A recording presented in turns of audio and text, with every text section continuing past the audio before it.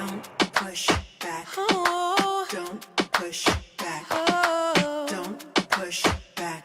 Oh. Don't push back. Don't push back. Oh. Don't push back. Oh. Don't push back. Don't push back. Contents under pressure.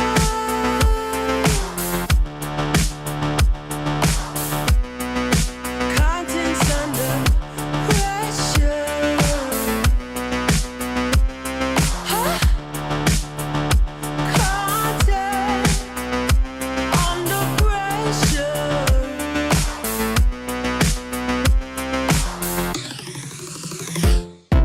You can shake it anyway.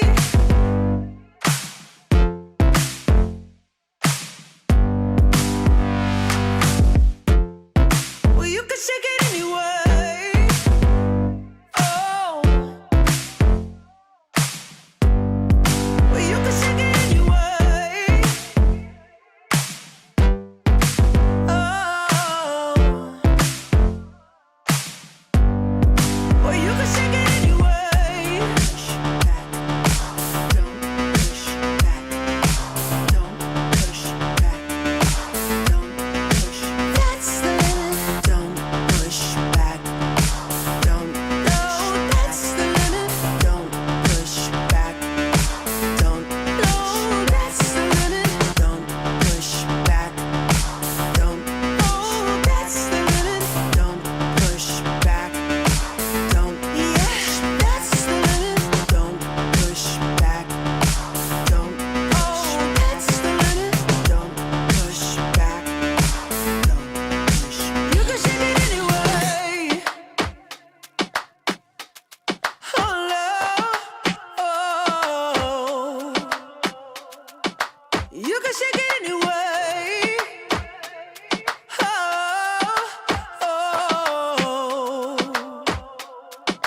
Don't push back.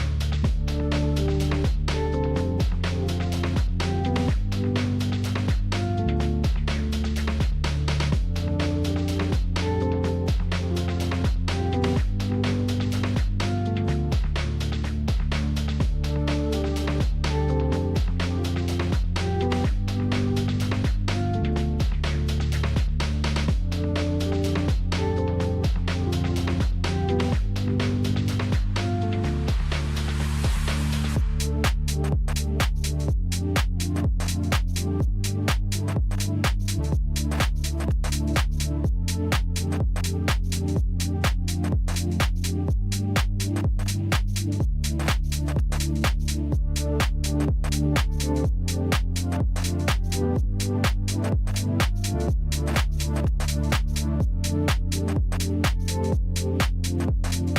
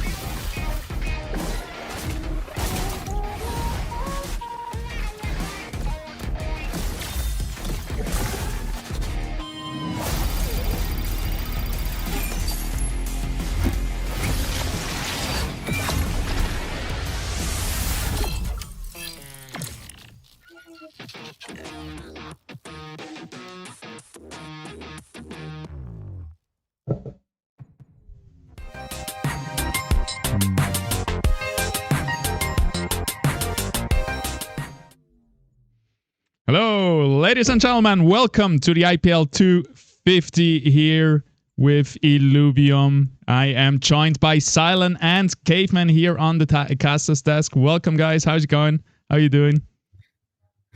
Going well. I'm not going to lie. I'm exhausted after trying the sit and go yesterday. Respect to these players who do this every week. How are you? I'm doing awesome. It's patch week. We got a lot of new things that may come out of the woodworks, or will it just look more or less the same as the previous week? Who knows? I know that I got a couple games in, and there's a couple comps that I think will be strong today, and I'm excited to see if that translates over, or what is the leading comp now with these minor adjustments. Yes, new patch. I love it. It's always cool. I think the meta has shifted a little bit, not too much. We're going to see how these best players in the world handle it today in the IPL 250. So let's quickly go over the format, the prize pool, and all of that. And then we're gonna jump very soon into the first game. We also have some trivia for everyone. So 5 ILV on the line 3 times. We're gonna do that. 3 questions, 5 times, 5 ILV to be won for the viewers, not for the players in this finals right here. The Furies rule. But Furies didn't make it into the top 8 today, but we're going to have a look at that a little bit later. Okay, let's go quickly through here. So the prize pool is $2,000 today in the IPL 250. That's our smallest tournament. You've seen it last week. We had a $20,000 tournament, and we're going to have a lot more of the big ones coming up in the next month specifically. So first place, $700. Second place, $300, and so on. Top 24 are in the money. So everybody you see today gets at least $60 in the grand finals right here. And then we have the format. 32 players, all players that's played in the tournament came through the open sit and go qualifiers. So every Friday we have 2 time slots. One for specifically for EU and one for USA time zones. And then you can play in those. There's nothing needed for that, and you can qualify for the tournaments. Then today we have a new format, so we have a best of 3 into a best of 3 into a best of 3. 3 times best of 3s for maximum skill expression, and yeah, I think it's really nice. A little bit longer for the players to play, but a little bit less polarizing, and hopefully the best players came through today. And we are at the very bottom of this in the last best of 3. And after this, we're going to know our grand champion. There's been a lot of favorites that have been knocked out already. So it's going to be interesting to see who pulls through today. Maybe that little patch, shook up some of the leaders. Or maybe they didn't want to put as much effort in this week because they did well last week or the previous week. So be interesting to see. Who are you calling a slacker here specifically, Caveman? None of them. I won't name drop anyone because I'm a slacker. All right, like I know I've not been playing as much as I should be. It's been a minute, so. All right, are these scores already the updated ones? This is the one I was thinking of earlier, or what I was referencing earlier. Yes, I think that's the one, right? We got the semifinals here, so those are the top 16. You can see in green the players that made it through into the finals that we're going to watch now. And then you're going to see in gray the bottom 4 that couldn't pull through. And wow, there's big upsets happening right here already. We have Fox Spirit, 5th place, Narcash, 5th place. So 2 favorites out already. I know Slicks dropped out in the quarterfinals as well. Oh no, Carl didn't make it either. Lynx, also a previous winner, didn't come through. And a few new names here, maybe, in the top 8. Mm-hmm. Yeah, that's what I'm definitely... Oh, sorry, go ahead. I was just going to mention, even one without a profile picture. We need to hook them up. Who is that? What's that name? Zebro Jason? Yeah, that's what it looks like.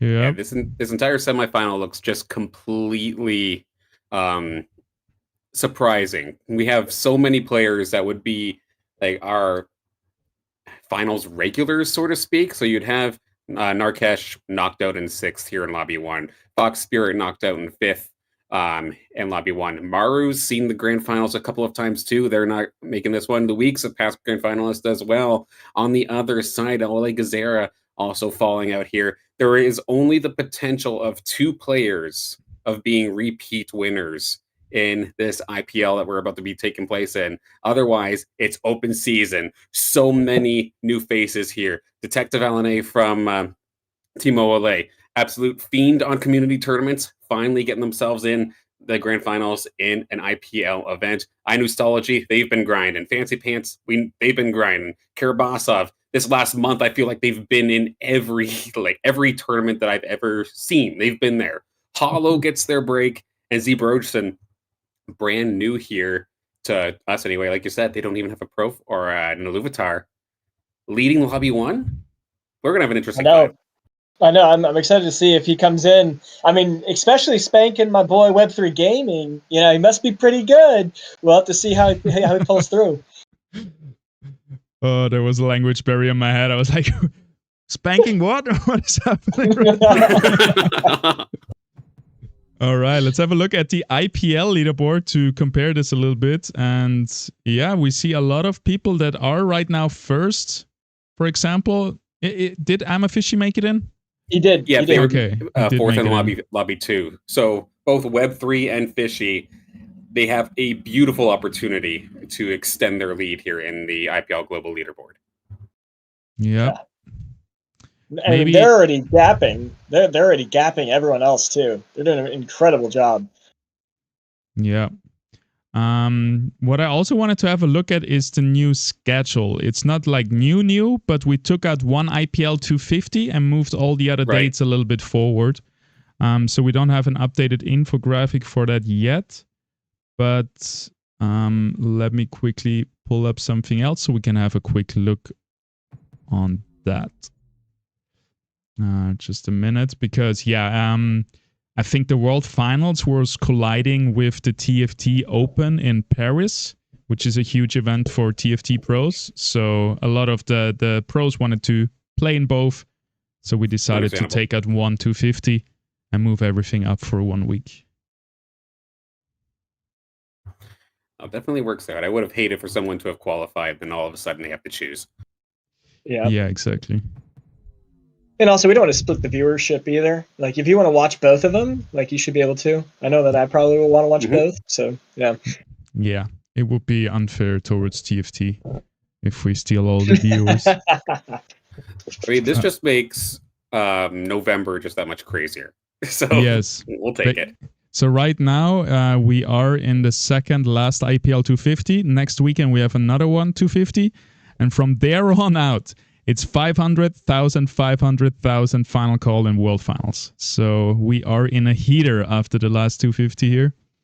And yeah, you can see the dates right here. They're also going to be published on, or I think they're already published on the Illuvium homepage. So yeah. It's the calm before the storm right here. Yes, sir. All right. I think the players have loaded in. We're going to join them in a second. And just something to think about for us organizers, also for the players and viewers. We took out $2,000 of prize money with that IPL 250, and we're still thinking about a way to use it inside the IPL economy. So if you guys have ideas, you can always bring that feedback to the Illuvium Discord.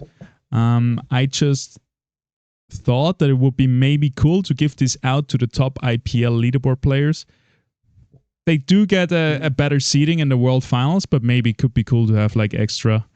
I don't know. We'll see. Bring your feedback, guys, because we want to use that somehow. So far, my top suggestion was we're going to use that similar to Mario Party, where you have those extra stars at the end. So, for example, if somebody won a game with 1 HP or stuff like this, like fun little extra hidden prizes, I think would be cool as well. Little hidden achievements. Yeah. Okay, I'm gonna be a second late to the party, but we're loading up right now, and then we're gonna jump in. Are you guys in already? Sounds. I am. We're looking at Sanctum Mesa. We've landed. Everyone's gonna be starting off at level 3 with those extra credits. We're gonna see, how does that change the early game? Do tier zeros play a role or not? I think, if I remember correctly from the patch notes too, I think that the tier 0 augments got a little bit of a buff. as well. So if you ever wanted to run that, I think that that's such a fun comp. If I ever like get like a stage 2 and like a couple extra copies, and I get that augment, I'll sometimes send it. Like it's super fun to just play all tier 0s, get them to stage 3. You can get pretty far with it. I've always top 4, like literally always top 4. I've never done bad with it, but it's an interesting play style for sure. I don't know if you guys know this still. I'm stuck here in the survival mode, which I sometimes I didn't play. even think that was even in the game anymore, huh? Yeah, little hidden thing. If you go here to gameplay, you can somewhere enable the cinematic, the survival here. Enable arena survival game mode. And it's a lot of fun, and especially for beginners, I think it's really cool. So, yeah. Oh, but are you stuck here now, though? That's the thing. Oh my god. Yeah, give me a second. A little technical difficulty. All right.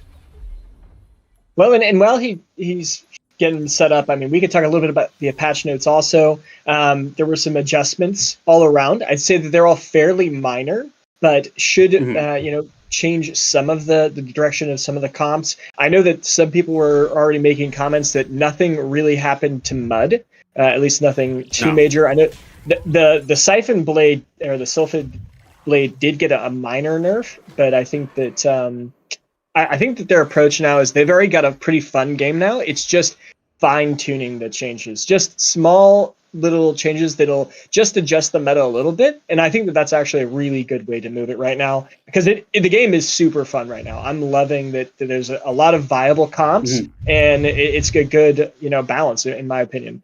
But what are your guys' thoughts? I just love that we Sorry, I just love this right now. Yeah, my favorite part of the patch is now this hitting tab and being able to see every single team composition, every weapon available to see. So every single time I hit level 5, I'm trying to search out how many stage 2 links are there on the board, which as of right now, we actually already have a couple bulwark links coming out here, but all weapons too. Being able to kind of predict what people are going after is kind of cool. Yep. Somebody wants to go with the weapons? I'll let you take that lead. That'd be a good point while you're talking. Yeah, let's wait till the matches are over here so nobody's jumping around. So yeah, this is amazing. We got 2 Flame Warden staff right here. We got 2 Ember Bastion Earth Bulwark shields. We have 1 Vinebound Cleaver here, Rogue coming out from I'm a Fishy. We got the Water Fighter Blade from Karabasov. We got the Air Fighter weapon from Fancy Pants, and then we have the Ripple Flail coming from Hollow, currently sitting at 100 HP next to I Nostalgy with the Flame Warden staff. So yeah, double weapon 2 times, and other than that, a little bit diverse selection here. Yeah, this is gonna be interesting. I'm really curious what this how they're going to differentiate, especially the 2 shields. I think that they're going to follow a pretty similar comp, and then the 2 fire staffs, they're also going to be going for very similar comps. All 4 of them actually will be using a lot of the same units, so I feel like they're all going to be contesting quite hard. I think I'm a Fishy is in a great position. No one else is contesting rogues. He's got the good weapon. We could see him come out with this pretty easy. And then we've also got Karabas with the Sylphid Blade, could do the 4 mud, and he's already got a Monkier on there. So with the 2 Lynxes to give him a good early start, we'll see how that plays out.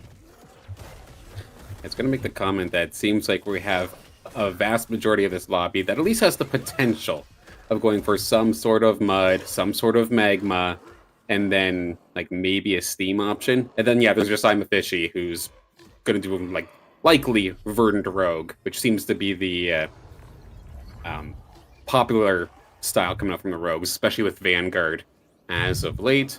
And then Fancy Pants too, though, with that air fighter weapon, has the opportunity for maybe something a little bit different as well. Yep. It's nice to see now also we see the drone augments right here, so that's a huge upgrade as well for the viewing spectating experience.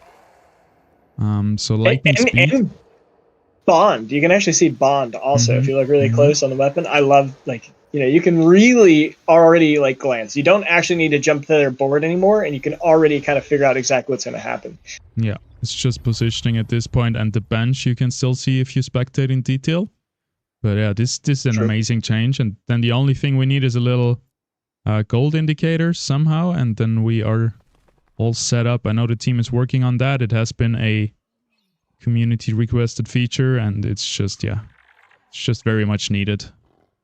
It helps the pro players, it helps the beginners, it helps the spectators, it helps us. Like, it's overall a win-win. I'm just curious how they're gonna do it, like TFT maybe, where you see multiples of 10 gold indicated, or if you see the exact gold, like I think it has been done in Dota Underlords. In those games, though, it was always tied to your battle board, though, right? So it would take a little bit of changes in that regard to get the job done. But I'm sure either way, they know we want it. I'm sure it's just a matter of time. Yeah. In TFT, you see what people have in their bank, and like Dota Underlords, yeah, it was exactly it was like the money that's on the board and in the bank, I think. But in TFT, it's just how much money you're holding is being indicated. Right. Sorry, that's what I meant. Like there's like little icons or something on yeah, the side. exactly on the part side. of the environment. Yeah. True. Okay, Web3 Gaming here. Taking one more loss. I think he's on a very good loss streak right there. Maybe we want to watch him to start off and see how he does it. Web3 Gaming, one of our favorites today, that's for sure. He's high up in the IPL leaderboard. He has been performing really well, and it's in the middle of the night for him, so he's definitely not one of those slackers. He has been grinding. And he's going against the other guy that is very low. Let's see if there is some selling shenanigans. Doesn't look like it. I think both trying to win here. Yeah, but I think Web3's going to be losing this. He doesn't have Harbinger while the enemy does. That's definitely going to give him a good advantage there against this fight. Another thing is the positioning of Z Bronson is actually better in this case, as that Water Tipo is able to heal all of the units with every cast, whereas Web3's can't give that Lynx any juice right there. So we're going to see that this is probably going to come down. I think to Web3 going down. Well, we're going to see, though. Yeah, there's 2 damage dealers on Z Bronson. I think that's going to be over. Another big Atipo heal here. It's going to keep all of his units healthy. Another big cast here. There goes the enemy Flish. Another calculated loss here by Web3 Gaming.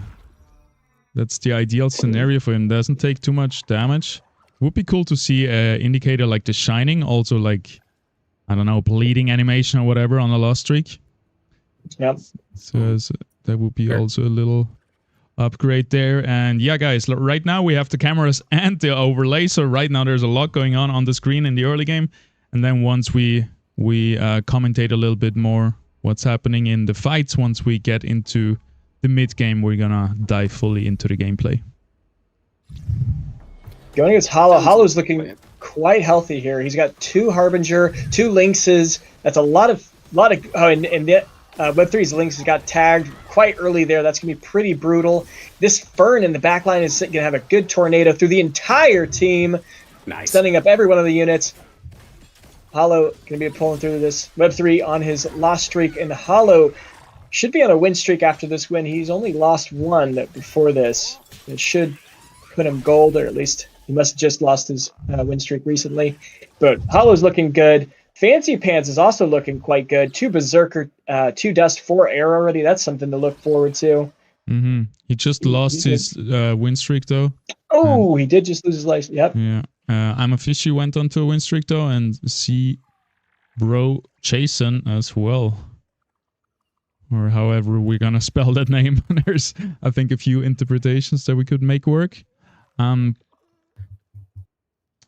I'm low-key kind of alarmed here, though, for Web3, because sure, if you're loose streaking, it's calculated by all means, but normally I'm concerned for you if you hit level, or if you hit round 10 and you're at 70, they're 60. That's a lot of damage taken extremely quickly into this game. Yep, everybody's on a higher level in Sanctum Mesa as well. Let's actually dive a little bit deeper into this fight right here versus the Rogues. Here comes a big stun from the Grocco, disabling 4 of the Rogues, but it's not gonna be enough. Here comes a nice laser as well, though, and the Ranger is going hyperactive, so it doesn't look too bad, but here goes the main damage dealer with the Flish. And the rogues are gonna clean it up nicely here. Yeah, just up the Tipo to clean that up. It's not going to be able to hold the line, so some more damage coming on down here for Web3. Definitely hurting. Really needs to turn around quick, and to be completely honest with you, I don't even know what they're going for. Like, it is not clear. And I mean, if you look at his main competition, Zebro Jason, he's already got 5 Bulwark, 2 Harbinger, 2 Granite. He's perfectly synergized, 2 Scion, 2 Water, 3 Earth, like a perfect composition there. And unless Web3 Gaming is just saving economy, he's already level 7. Okay, so he's just pushing level straight to level 7, and then he must be trying to roll for the tier rolling. 4s. Yeah, and trying to figure out what he wants to get out. There's one Fury. I'm assuming he's going. There's a second Fury. He's got some other bulwarks online. He's rolling hard now. I would assume now he stops for the PvE rounds, but yeah, I think he's doing the Web3 Gaming build, which is the Scoriox Magma with a Blaze Knight apparently. And he's just praying to find one more Atlas. So that would help him stabilize a little bit here in the mid game. Or 2 Archies and get Aegis online. That could do it too. Yeah. He's got 1 Aegis, so he's just like unlucky in that middle zone. And how many Archies are there out there right now? I don't think there's many, so I'm surprised. Okay, Hollow has him. Oh, there we go. He found the Furiox and he found the Fur Knight, so big power spike here. Didn't find a good front line yet, so he keeps rolling maybe for another Scarabok, maybe for another Twine. There's the Twine. So now it looks pretty solid. There's an Archie. There comes a Flare as well. Does he keep rolling? Goliath online. He can get Granite now. And the Crunk as well. All right. Okay. He needs that, especially versus the Mud enemy right here. Let's see how that does. 3 Mud in the enemy team. Just missing the Apon. Quite the tough task to have to use this new team up against here. The 3 Mud coming on here from Kirbasov. Krunk a little bit late to the party, immediately going to get stunned up as soon as he even get there. But while he was waddling his way over, the Rogues are onto the Furiox. They're onto the Fur Knight. Furiox is already down. Fur Knight short to follow. And I don't care if you were even leading this lobby, 3 Mud can sometimes be very, very tough to deal with, as we're seeing right here. Beautifully done by Kirbasov. Yeah. And not to mention, like, 2 stage 3 Predators straight onto your carries. That is never going to end well. If the Crunk was over here, maybe. I think he just ran out of time and couldn't really reposition against this enemy. He didn't see that there was a lot of rogues, I guess. Because this was spelling doom. And his bond wasn't great either. He could have got Goliath bonded with the Goliath and had Granite, which definitely would have helped against those Predators if he were to position in a different way. Yeah. All right, cameras are off. Full screen gameplay is happening right here. And we are still following Web3 Gaming versus Fancy Pants. And we're still waiting for him to... This is going to be a tough one. Fancy Pants has 6 air. Going to be tough for those hits to land. Yep, the Furiox doesn't have a true sight or something similar to get around the dodge chance of the air units. Goliath here thrown in the back line, which is not too bad. He's still tanking for the Furiox. He's going to get a cast out right here. And it might be enough. The Furiox is going hyperactive, almost fully loaded. But here comes the damage dealers into the back line. And that's gonna be another loss here for Web3 Gaming, going down to 34 HP. Very low below the 7th place. Yeah, I was really unlucky that Ranger was able to walk so far forward. It was actually getting the dust proc off right on the Furiox. So then it was being blinded for that 4 seconds of dust. And that would just made it really, really difficult for it to, or 1.5 second blind. Yep, they're blinding you. You are missing everything. They're dodging, they're blinding. It's not a fair fight versus air. It's not fun when your Furiox gets turned into a Stormtrooper. Oh. Peaky Blinders here. I'm not actually very good here for Web3 as well. I just realized Detective Alanay also contesting them on Furies. So the main carry that Web3 is trying to go for, it's going to be a little harder to find, and he does not necessarily have that much time to pull it together. I said it earlier that those Flame Warden staffs will also be contesting a little bit for that, and it's going to be tough. Yep. It's going to be really tough to make this through.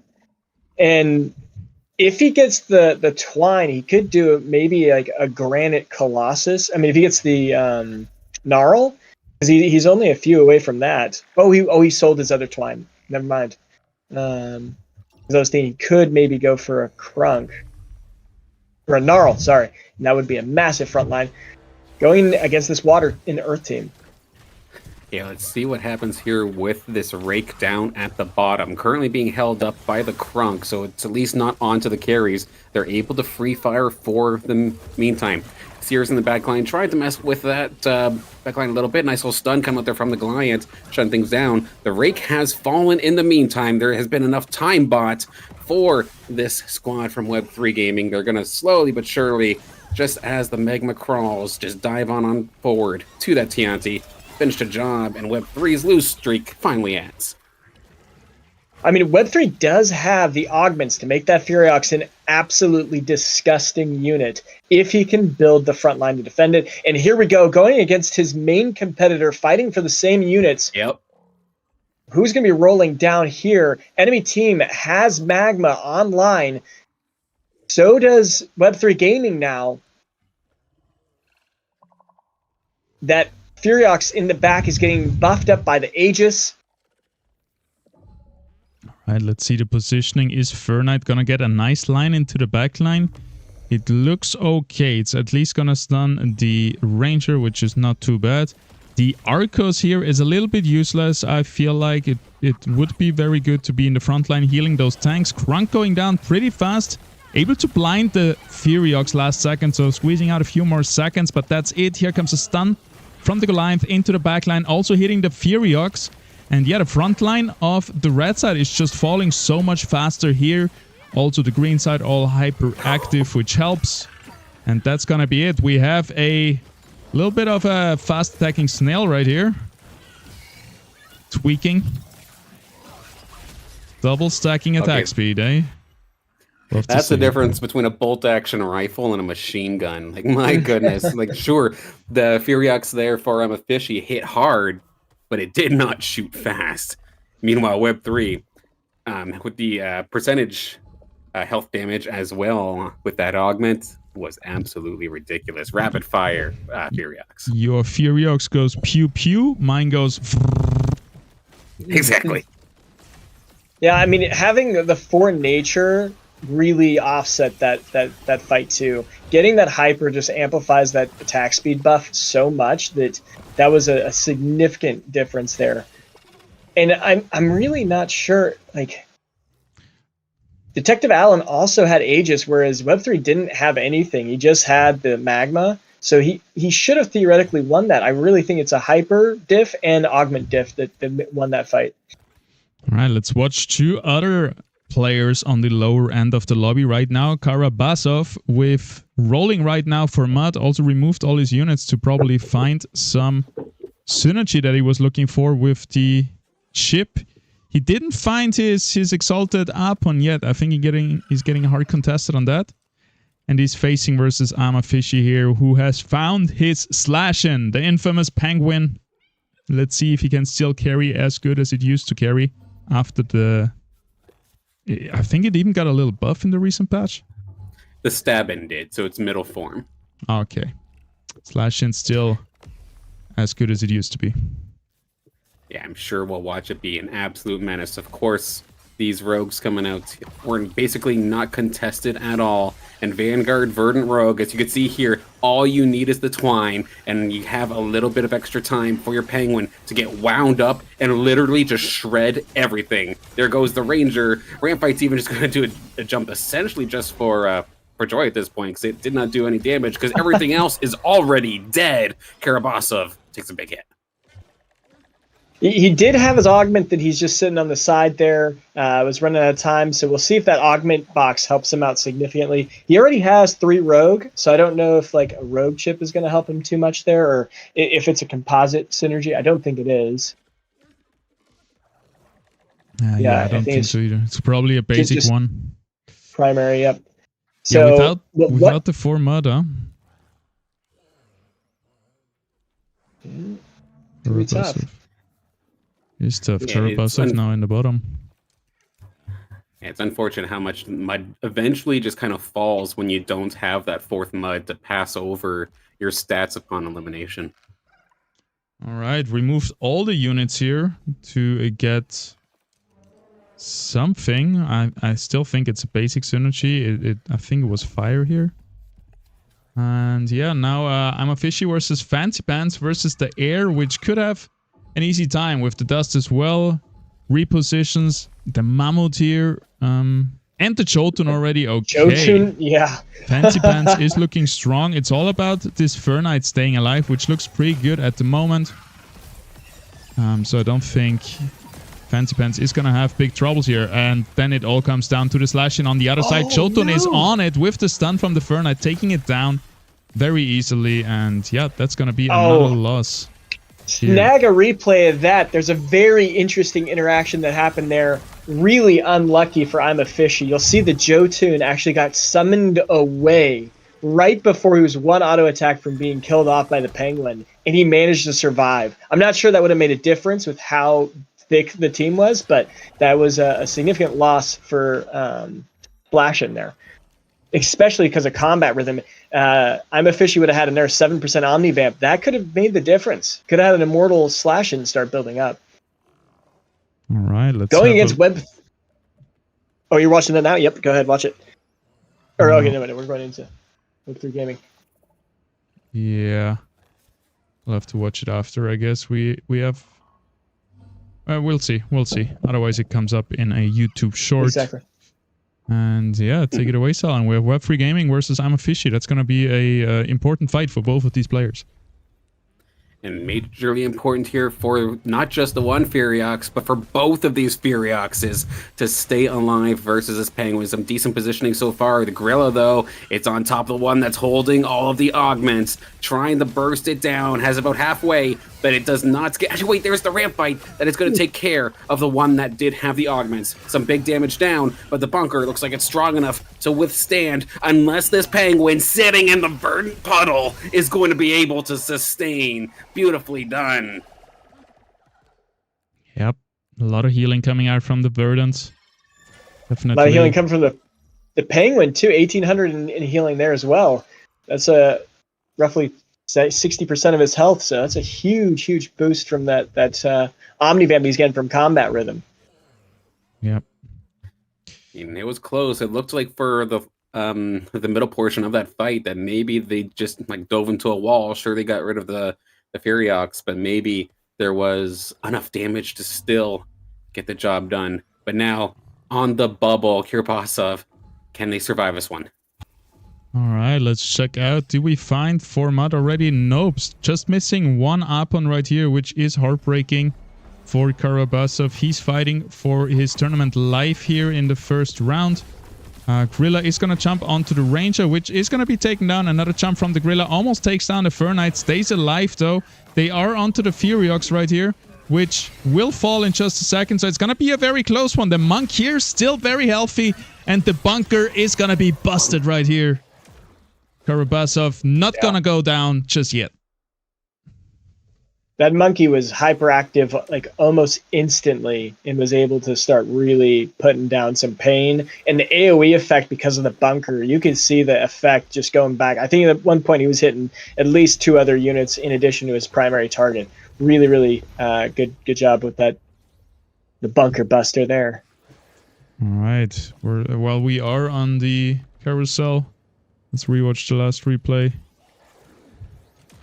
Can check out the monk here a little bit. Yeah, because normally when you think of fighters going up against the bunker, they're kind of like stuck. They can't really do anything. They're likely going up against a tank, shooting from the outside. But I definitely want to see how these AoE shots coming out here from this Exalted Monk here really find value. Even the little foe found himself a rather nice angle going into essentially that entire bunker. There it is.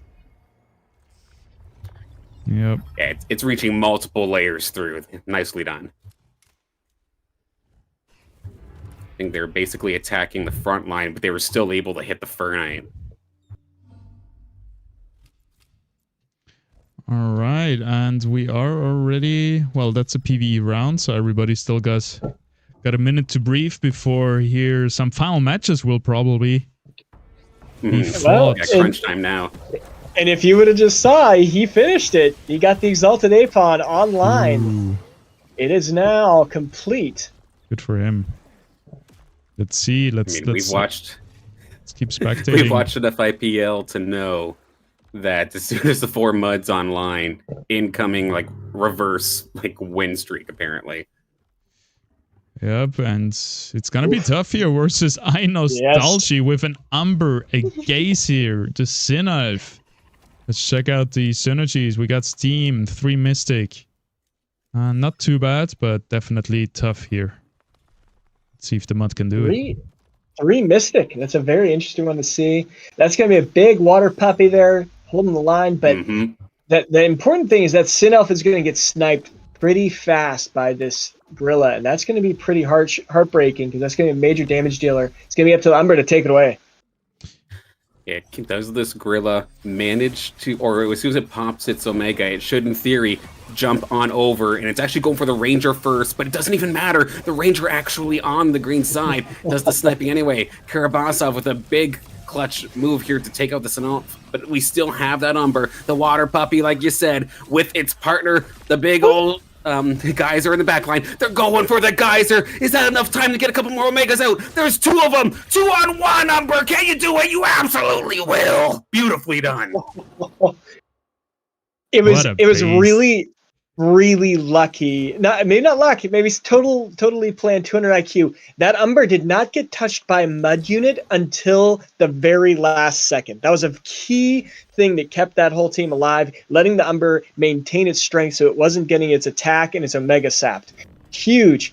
And I think that's honestly a misplay on Zebro Jason. If he throws that Apon in the back to catch that Umber, it immediately stuns it, slowing its damage potential. Then it's going to turn and auto attack once. There goes the damage potential significantly for that Umber. We just lost 3 players in 1 round. Whoa! Did we though? Oh my. Oh yeah, Karabasov got nuked by the Umber. Damn! Alright, we have the top 5 already. And it looks a little bit more healthy now with 21 HP. Not so bad. Here we are watching Fancy Pants versus Zebro Jason. The big old mammoth in the front for Fancy Pants here. Next to it stands the Jotun, proud and strong. There's a little foe in there as well. Let's check out the damage, see who is performing. So far the Ranger is doing very well, and also the Monkey over here is stacking up attack speed. And it's going wild. Does it have a little bit of lifesteal to sustain this damage? It is in the back line. Falls in the end. Jotun is also going to fall. And that looks pretty good for the bunker composition this time. Yep, that's going to be it. Just got to finish off that Fernite, which is going to take a minute, but it's definitely going to happen. GG's. Fancy Pants takes a little bit of damage, down to 21 HP, 39 actually. iNostalgia with one of their first appearances here in the grand finals, now on the bubble with 11 health left. Yeah, and I mean, if we're looking at Zebro Jason, he is now free to pick up that Scoriox since both Detective and Web 3 are out. That's going to give him an opportunity to finish this comp and make something that can really carry. Oh, I didn't even notice Web 3 Gaming out in last. That is a big upset here. And yeah, we have 2 first-timers here in the top 5. Love to see it. Let's check out the builds. We have... Oh, we're starting. With this fight here, though, we've seen the Umber pop off once. Can it do it again? Sinnoh's going to get involved. Going to fire that beam directly through the Mammoth, getting some pretty solid value. Big stun onto the back line. Umber did get targeted, but look at that cast. It took care of 2. I feel like we've seen this before. Geyser is going to get destroyed, but you have to deal with the polar bear this time. Do you have the damage? Not this time. That is going to be iNostalgia out in 5th. Wow. No lifesteal on the Umbra. If that would have healed to full, as we have seen it many times with that last cast, it would have won the round. Yeah. And you know something? I'm kind of curious. Would you be using Behemoth instead of Berserker? I imagine that it's like having that stun would be really good for some of these hyper carries as well. And so is that Monkier really giving that much value? Or can you throw a tank in there? Get Bulwark, because he doesn't even have one Bulwark on here. Oh, but he's running 7 Fighter to get that extra lifesteal. Interesting. All right, we're going to see how this plays out. True. Well, I guess the next, definitely a good point there, and Behemoth would bring a little bit more value, depending also on which composition you fight. I guess that's next on the list for him. Level up, get a Bulwark in, get Behemoth. Mammoth is here, gonna be the main tank again. Next to it is gonna be 2 units, 2 important units, the Ranger and the Jotun, all gonna get AoE damage from the Furiox ability. And the Mammoth is going a little bit lower, but it's still holding strong right here. The Furiox here in the backline is hyperactive though, and it is blasting away. Ranger now on the Furiox. Is it gonna be enough to take it down? It's a little bit too slow. Oh my god, so close. There was actually a stun involved, but that's gonna be it again for Fancy Pants versus Zero Jason. Do you have Behemoth now? I saw a stun from that Ranger. Oh, it's probably the minus attack speed and every ability stuns. That would be crazy. Oh, maybe. Yeah. Does the tab actually let you see it? Oh, actually, you got it right there. Nice. Minus 50% attack speed, but all attacks deal 8% the target's max health and stun them for half a second. Ooh, I never interesting. played It's it. so irritating, but it's so effective if you can pull it off nicely. Yeah, with 7 fighters, that makes a lot of sense because now the minus 50% is maybe is only maybe minus 25. I don't know if it gets applied after or before the fighter buff. I mean, it still has a base of 108 at the start of the fight, so that's pretty decent. That's Yeah. definitely still a faster auto attack than a lot of units. And this lobby could not be almost any closer here. 26, 21, 20, and then Hollow hanging on here with 6. So this is still absolutely anybody's game. This could swing very, very quickly. And I'm excited to see how this one finishes off. By the way, guys, we are streaming on Facebook, Twitter or X, YouTube and Twitch. And if you're right now watching on YouTube, please hit that like button. If you're watching on Twitch, hit that follow button. Thank you very much. And it's going to be necessary if you want to win some LV later in the trivia. But yeah, choose your platform of choice. And I want to shout out some people in the chat. So we got Bill Printer in here, just bought some more LV. It's the perfect time. Good idea. Good on you. Tipsylicious, let's go. We got Has here as well, one of our top players. Sota in the chat as well, one of our top IPL leaderboard players. LV to the moon from Dennis. Looks awesome. Let's go. And a lot of more comments. We appreciate you guys for hanging out. I hope you're having fun. And now we are in the next match here. Hollow fighting for their life now, but we're going to have to see. They have to go up against that Jotun. Fancy Pants has that scary, scary squad looking to just tank by doing as much damage as possible. Just going to try their damnedest. It's all down to that polar bear actually here for Fancy Pants. Look at the Rip Lance. It is just tearing through. The perfect spot here for the Blotto as well, just really slowing down this Jotun. Even when the Jotun turns on the Rip Lance, it does not matter. Hollow will survive, and it does knock down Fancy Pants out of here. And Zebrochson as well, in their first Grand Finals appearance, is going to get 3rd in game number 1. I think that was just really unlucky matchmaking. Fancy Pants had to go against the one person who has true sight for their Ranger buff. So that Rye-Plants was hitting everything. And when it hits a Matu with its Stinger, that's doing a huge percentage of health and just killing it. Not to mention 3 Aegis, so it's buffing that Rye-Plants quite well, just giving it an all-around great unit, making it... Its base attack right now is 342. That's going to shred a lot of these enemies very quickly. We'll see if it can hold against the rogue army with I'm a Fishy. Yes, that's going to be an interesting fight here. The main carries on the red side are going to be the Slashin, the Malura with the Vanguards. Also the Ranger is Verdant and Vanguard. Then we have the front line, the Gnarl being the main tank here.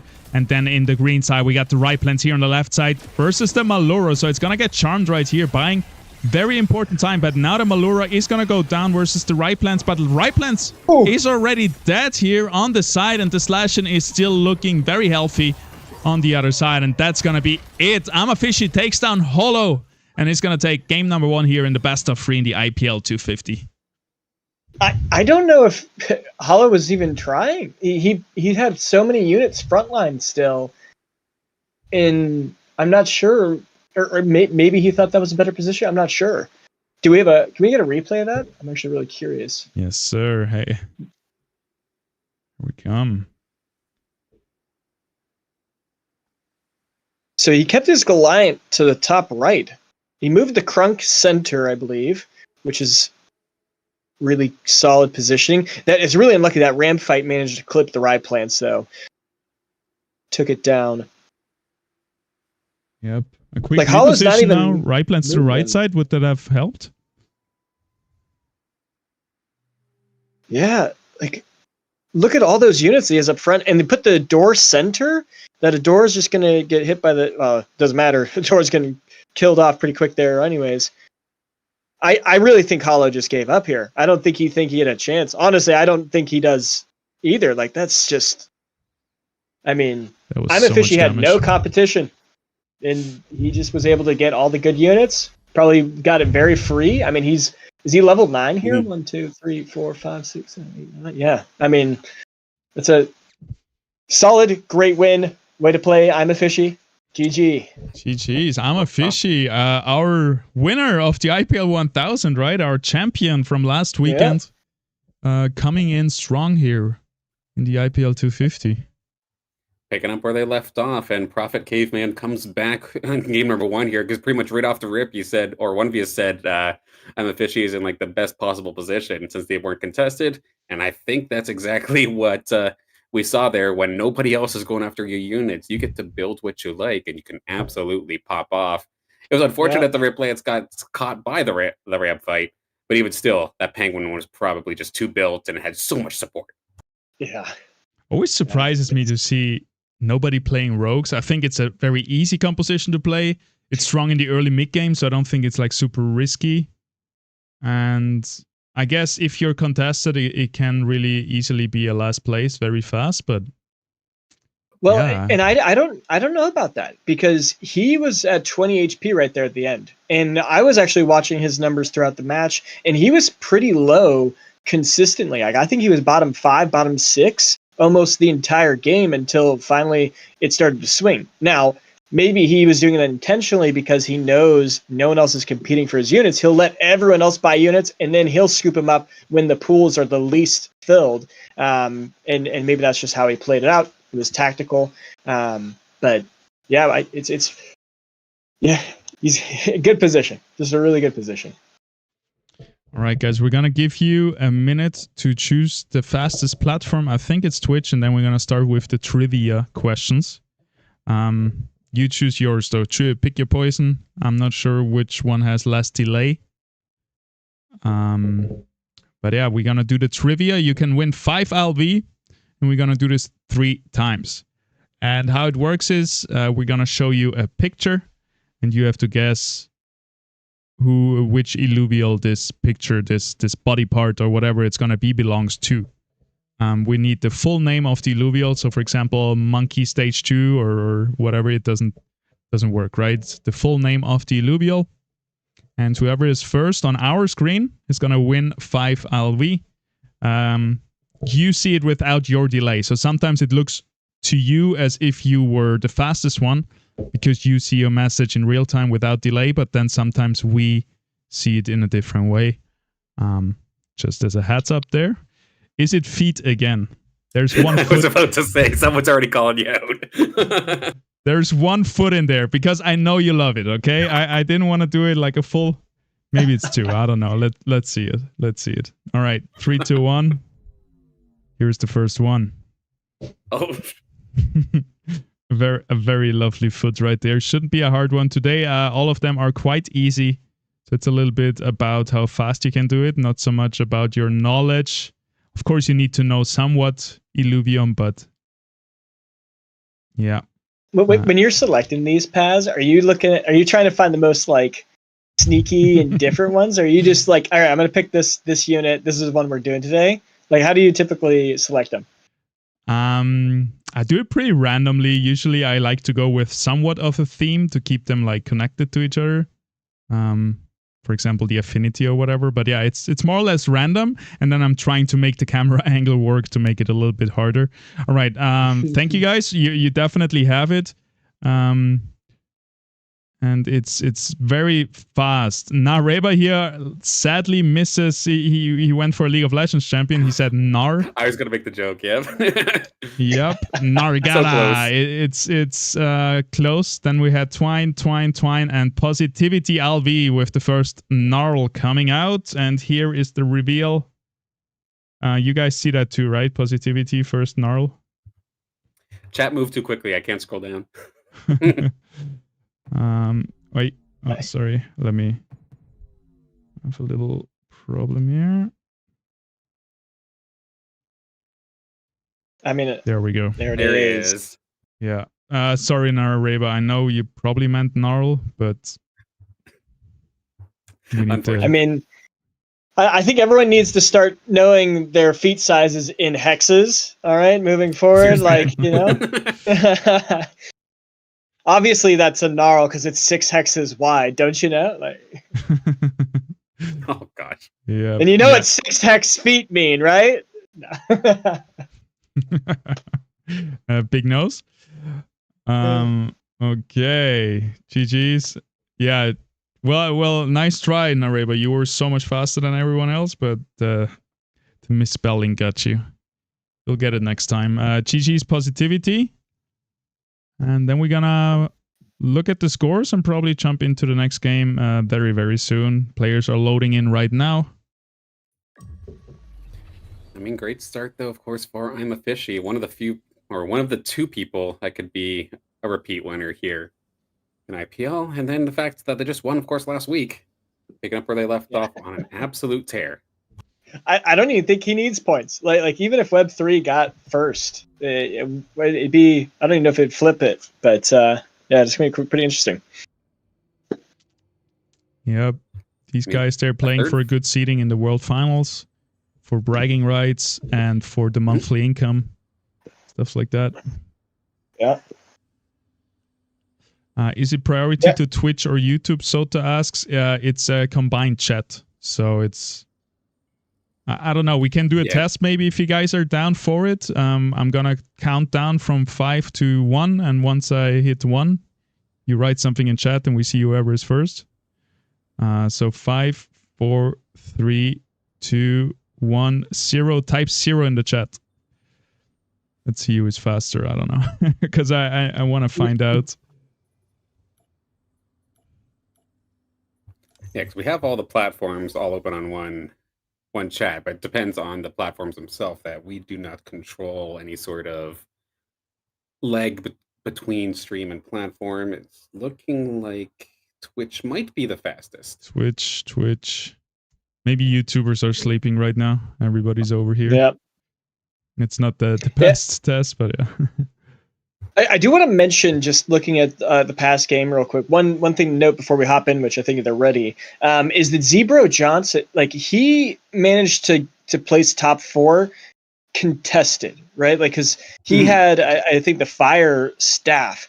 So he's showing some really good promise this first round. I'm excited to see how he plays the next couple ones. I want to see if he's able to really crush a lobby if he's not contested at all. Because I think he was fighting Web3 Gaming and Detective. So if he's able to go totally solo, we'll see how he's able to conquer a lobby or not.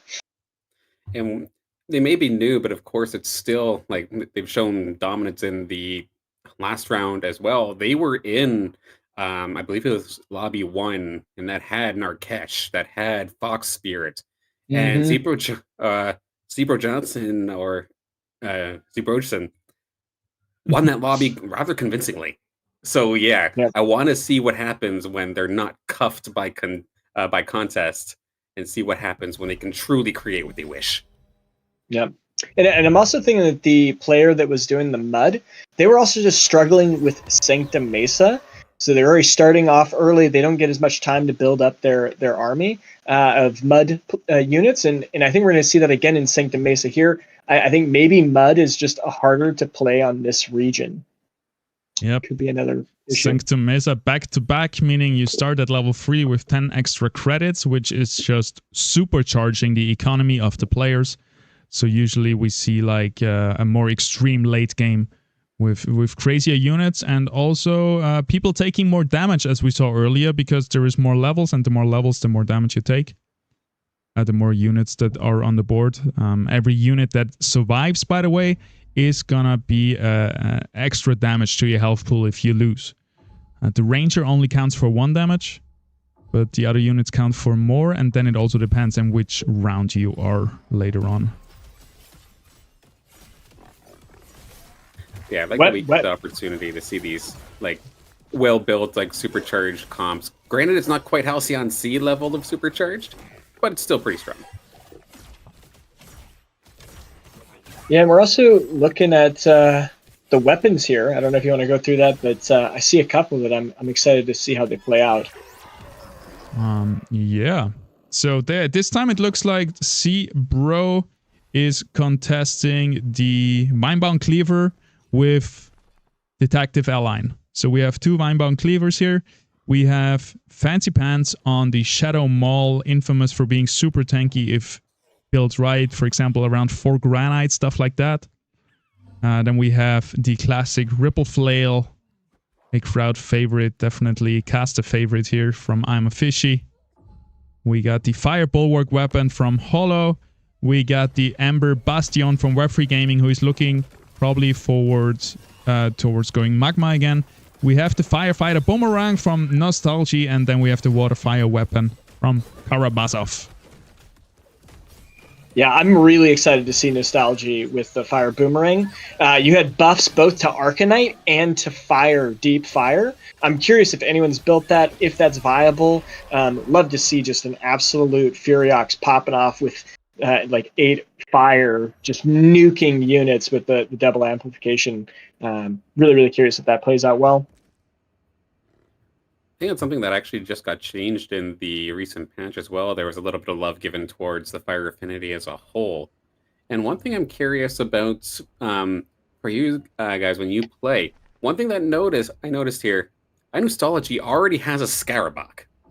And like when you see it tier 5 so quickly, do you like go for it and like try to take it extremely quickly, even though you know you're probably not going to really be able to evolve it, or do you let it go?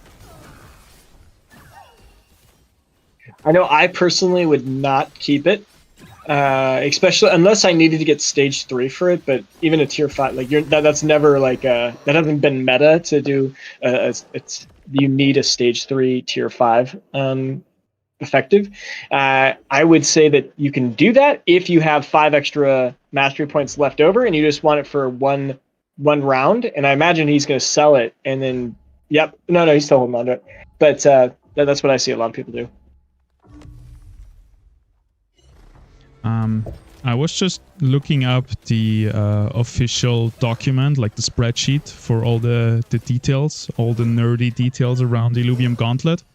By the way, if you need that, it's pinned in the Illuvium Arena Discord chat, because I wasn't 100% sure, again, how the damage is applied and calculated. So it goes this way. It's winning player's level. So if you're level 5, that's 5 damage, plus the number of surviving Illuvials on the board. So if 5 Illuvials survived, then that's now 10. And then there's a modifier on top of that. And in, for example, round 3 to 6, it's -2. So in this case, you would only get 8 damage. And then later on, for example, in round 33 to 34, it's +20. And 35, 36, it's +50. So that's what we have seen, I think, 2 weeks ago, where one round just did 50 damage in a Brightland Steps map. crazy. Yeah, any game that goes to level 35 is absolutely crazy because, yeah, you can dominate the whole lobby and then just have your entire health bar deleted. It's hilarious. I'd like to point out something interesting that I'm seeing here. It's now not as interesting as people are slamming levels, but there was a huge discrepancy in levels here. Some people were only level 4, some are already pushing level 6. Really interesting to see what people are how quickly they're pushing levels on Sanctum Mesa, because this is the one map I see the biggest gap. Some people will stay level 4 for a long time and try to really milk the economy. Others will start slamming levels to get more units on the map. Yep. We have a few players with level 6, 2 here. And everybody else is still level 5. Let's see how fast they're going to push to level 7, which is usually the point where most players roll for their non-tier 1 units. Yeah, you get a good little mix of the potential for essentially everything, with maybe a little bit more favored towards the tier 3s. But we have the Slinks here. I mean, I'm a fan of this thing, and I think we almost got an exhibition why. They kind of made that look a little bit honest. It was a 3-on-1 against them. They held their own, but no, Red's still going to win this one. Up, and there goes the win streak of Karabasov with that one. We got a stage 3 Doka from Fancy Pants. I love seeing stage 3 Yes. tier 0s. I still remember you were one of the first players who actually took the drone augment for tier 0s and tried to play around that. I thought that was cool. I'm not sure if it's valuable or a viable technique still, but here is the Doka. Let's see how he does in this fight. It's all loaded up on augments. It's got a little bit of extra attack speed and a little bit of damage. Let's see how this one goes. Fleet's going to take down one, but as of right now, this Doka is holding line. It's still strong. Has the Ranger here for support as well. Even the Gorilla is going to come on through. A little tier 0 Doka. They don't necessarily get the love they deserve, apparently, showing off its strength here in this battle. Well, I mean, when you got 2 Mystics, 7 Earth, and you have the drone modifier Sheesh. for 20 extra mitigation, it makes it really painful to hit these rock monsters. Every time you do, you're going to be spiked back, and that's going to hurt. Sorry. Overlay went a little bit crazy there for a second. All right, we're back. Quick shout out to the Stinger. That thing looks sick, actually. Yep. All right, we got 2 Earth players right here. We got Fancy Pants, but now he's playing versus Detective Aline, who already has a bunch of rogues ready. The Predators are online. 3 Predators, 5 rogues. There's going to be a lot of damage, but is it going to be enough to get through the 7 Earth? It doesn't seem like it. 7 Earth just so tanky. But This on the Ranger left could side, heal it up. Yep. There's a strong Ranger right there, but it's facing even stronger stage 3 Doka, triple augments, and that's gonna be it. The small penguin is not gonna be enough to carry him to victory, which means Fancy Pants goes on a win streak, and Detective Aline loses his win streak right there. When I start my MMO adventure, I want that Doka to be my partner. Like, right now. That's a strong Doka. Yep. Oh, that's gonna be so cool, like kind of like Ash Ketchum and his Pikachu. You run around and choose one of these cool Illuvials to join you, and then you level it up and everything, or more likely you level up your Ranger like yourself and skill up and talent trees and everything. We had a cool town hall with the leads of the MMO giving a little bit of insight. I thought that was really cool to see. Absolutely. I'm excited. Karabasov is 1 off from securing the links. He doesn't have Berserker either. I don't know if this is going to end well for him. That's a lot of Earth to chew through, and he doesn't have any of his synergies lined up yet. It could be a little bit problematic, but let's see here. It does have to just ignore that Lura. There we go. Now the Link's in the fight, going up against the Ranger. Big stun coming out there from that Ranger. It's going to allow for this Greater Monk here. And of course, the Super Doka to go absolutely nuts. The Doka will end up actually getting the finishing blow. It still hasn't died since we watched it. Yep. Yeah, Big I boy. mean, it has a lot of effective health. Like, 1950, but with all that Earth, that makes it significantly more. And then Mystic already being activated. Once it gets below 55%, it's getting an additional 8% damage debuff, and then and also making it 8% more damage amp. You almost don't want to touch that Doka unless you're ready to just delete it. All right, I almost don't want to say it, but I'm a Fishy is looking very good here on top of the lobby. Very golden. Seems like Very he's golden, very dominating. toxic. Man. Very toxic as well. Yes, double toxic water, 5 bulwarks. So completely different build from what he played last game. Love to see it. And very versatile, flexible player. Playing the cards he is dealt and not forcing something that doesn't really come to him naturally, it seems like. Let's see how he does it and if somebody can take him down. Granted, Inustology and Web3 are both contesting him on Riptorus, so the mass toxic strat might be a little bit rougher to try and pull. Oh, Web3 changed his weapon. He decided to go full water. Very interesting. He went with Aqua Blaster. Honestly, I think this is one of the better comps in the game anyways. I think this is very smart for him to get out of, because he was contesting Hollow with the Fire Shield, and there was one other he was potentially fighting with. Now he's going for that. I'm really excited to see if 8 Water can pull through. That's cool.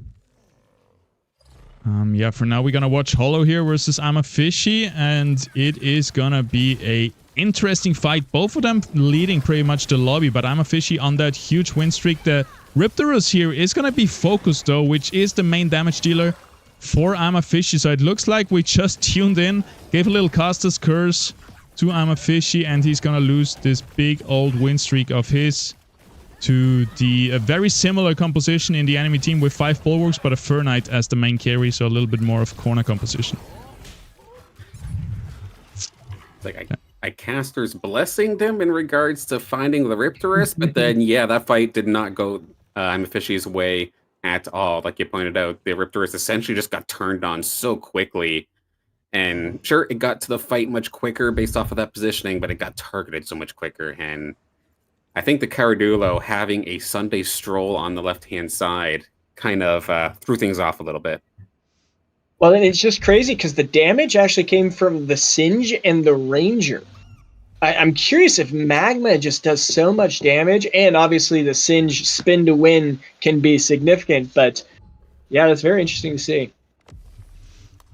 All right. From one water to a different one, let's see how this one goes. With the 8 water, usually compositions like this tend to end kind of quickly one way or another. The Stabbin has already fallen here on the red side. One of the big carries gone, but at the same time, look at this green squad. Majority of their units have fallen as well. A very close battle here, but this Alfie has not been touched, and it's using that extra damage that it got in the patch to full effect, able to finally not just tickle, but eliminate the squad. Both Rangers here by far leading the charge with over 7,000 damage. And Jeez. yeah, the Ranger was able to just one-shot the enemy Ranger. Otherwise, this seemed pretty much unkillable. It was very good for the water that enemy team was fire heavy. So all of them were hyperactive really fast, giving them a big power boost. So here we have interesting. I'm curious if somebody is gonna go for that fire. But usually you go for the finished item. It's usually a little bit better.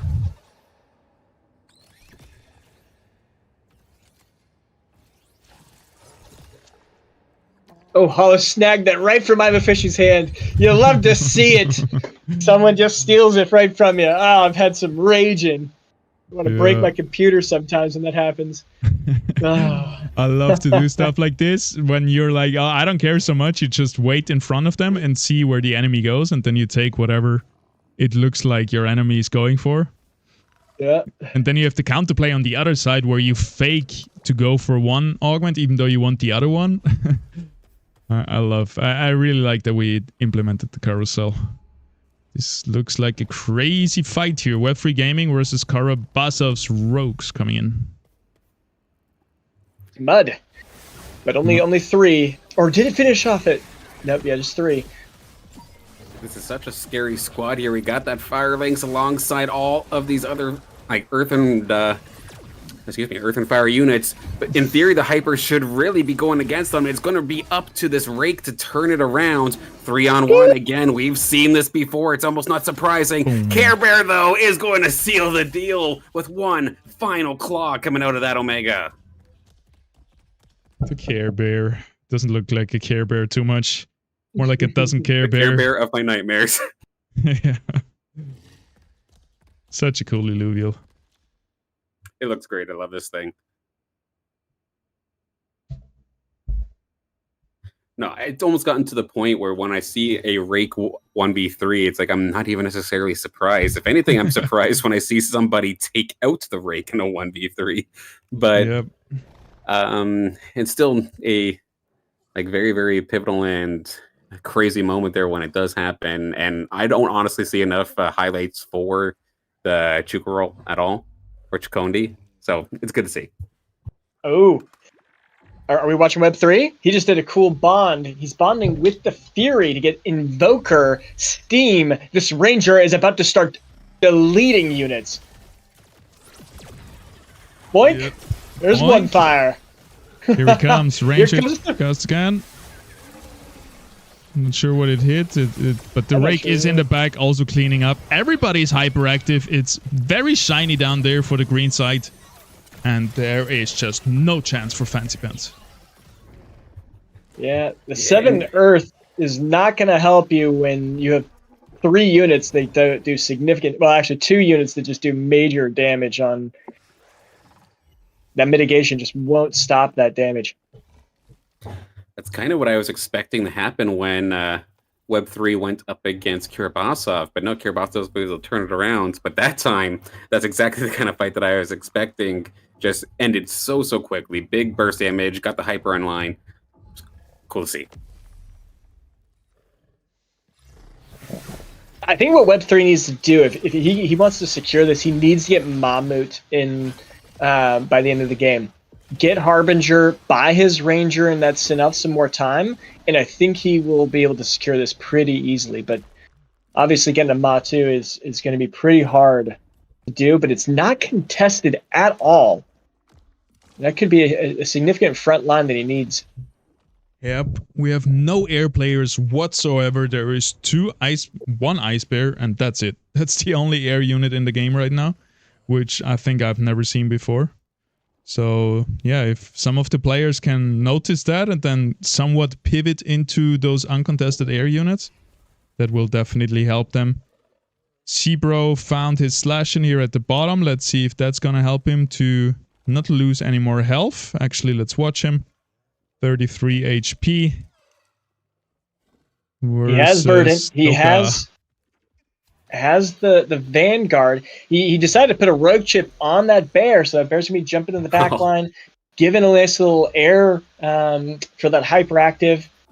We'll see how this plays out. Oh, here we go. Jump scare polar bear incoming, going directly towards that Apon and that Tianti, which is temporarily invulnerable thanks to that granite. But the augmented, fully loaded up Adorado is immediately going to drop. No heals for you this time, as if these rogues let you have enough time to heal anyway. They're going to shred through this red squad. Fancy Pants is not only going to lose this one, but take some massive damage as soon as they deal with that next Adorado and this Lulura. Yep. Huge team here.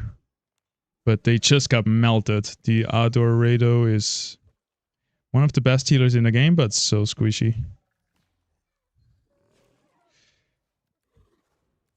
All right. Everybody, again, very close together. 30, 33, 33.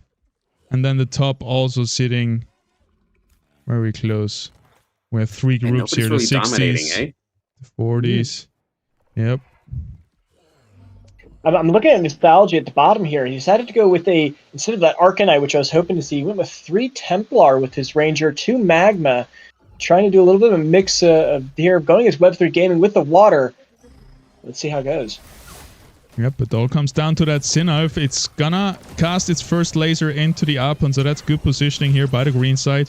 Sinnoh also gets stunned in the end. There's a Forus hyperactive. And yep, that's gonna be it for Web3 Gaming. He got annihilated. Oh my god! I don't think you guys saw, but the tornado and the ranger boomerang went through all of the carries, and it did significant damage to the backline. At least that's the only thing I can think of. Oh, maybe it was a forest shot too. Just Yeah. all That three too, of those yeah. sniped through and really hurt. I think that might have been a positional thing that really ruined Web3 Gaming there, because everything kind of got deleted right at the same time instead of buying his carries time to cast. Really, really unlucky. It was the perfect chain of events there for iNostology, just beautifully positioned to just find so much value with so few abilities. And I got to say, Caveman, your ability to spot out things that the Ranger is doing is like next level. Like, I don't even see the little boomerang. I don't know if I'm old, which I mean, it might be a skill issue on my end. But this, being able to spot that is incredible. And let's see if it's gonna happen again here for Nostalgia again versus a corner composition, and we're gonna see it. The Fernite cast in, the Ranger will cast in there, and the Forest, and then we have the Quink's Taunt as well. So definitely a lot of stuff going on here. Forest is gonna get focused though, so it doesn't look very good. This is a hefty front line here. The Jotun or the Jokul found his way into the backline. He's gonna take down one of them, but that's gonna be it, and it's gonna be a tough one here for the red side as the front line dies and there's still so many more units for the green side left alive. And the Ranger just doing so much damage as a Magma Templar right here. Okay, this is really cool. We have to really dive into this. Nostalgia found what I'm calling the new bunker buster. This is disgusting. He has the tornado, he has the forest, he has the quinks, and then he has the ranger, but he specifically has an augment denial protocol where it stuns the enemies for 1 second. That Fury Ox could not do anything. It just kept getting stunned, and I was like, where's the stun coming from? And it's that boomerang, and then the tornadoes, and then the quinks. It just totally stops those main carry units and we're going to see it again. These Adoritos are not going to be casting well because the quinks and, little reposition here. Still in a great position. I think that Nostalgia is going to be taking this one win.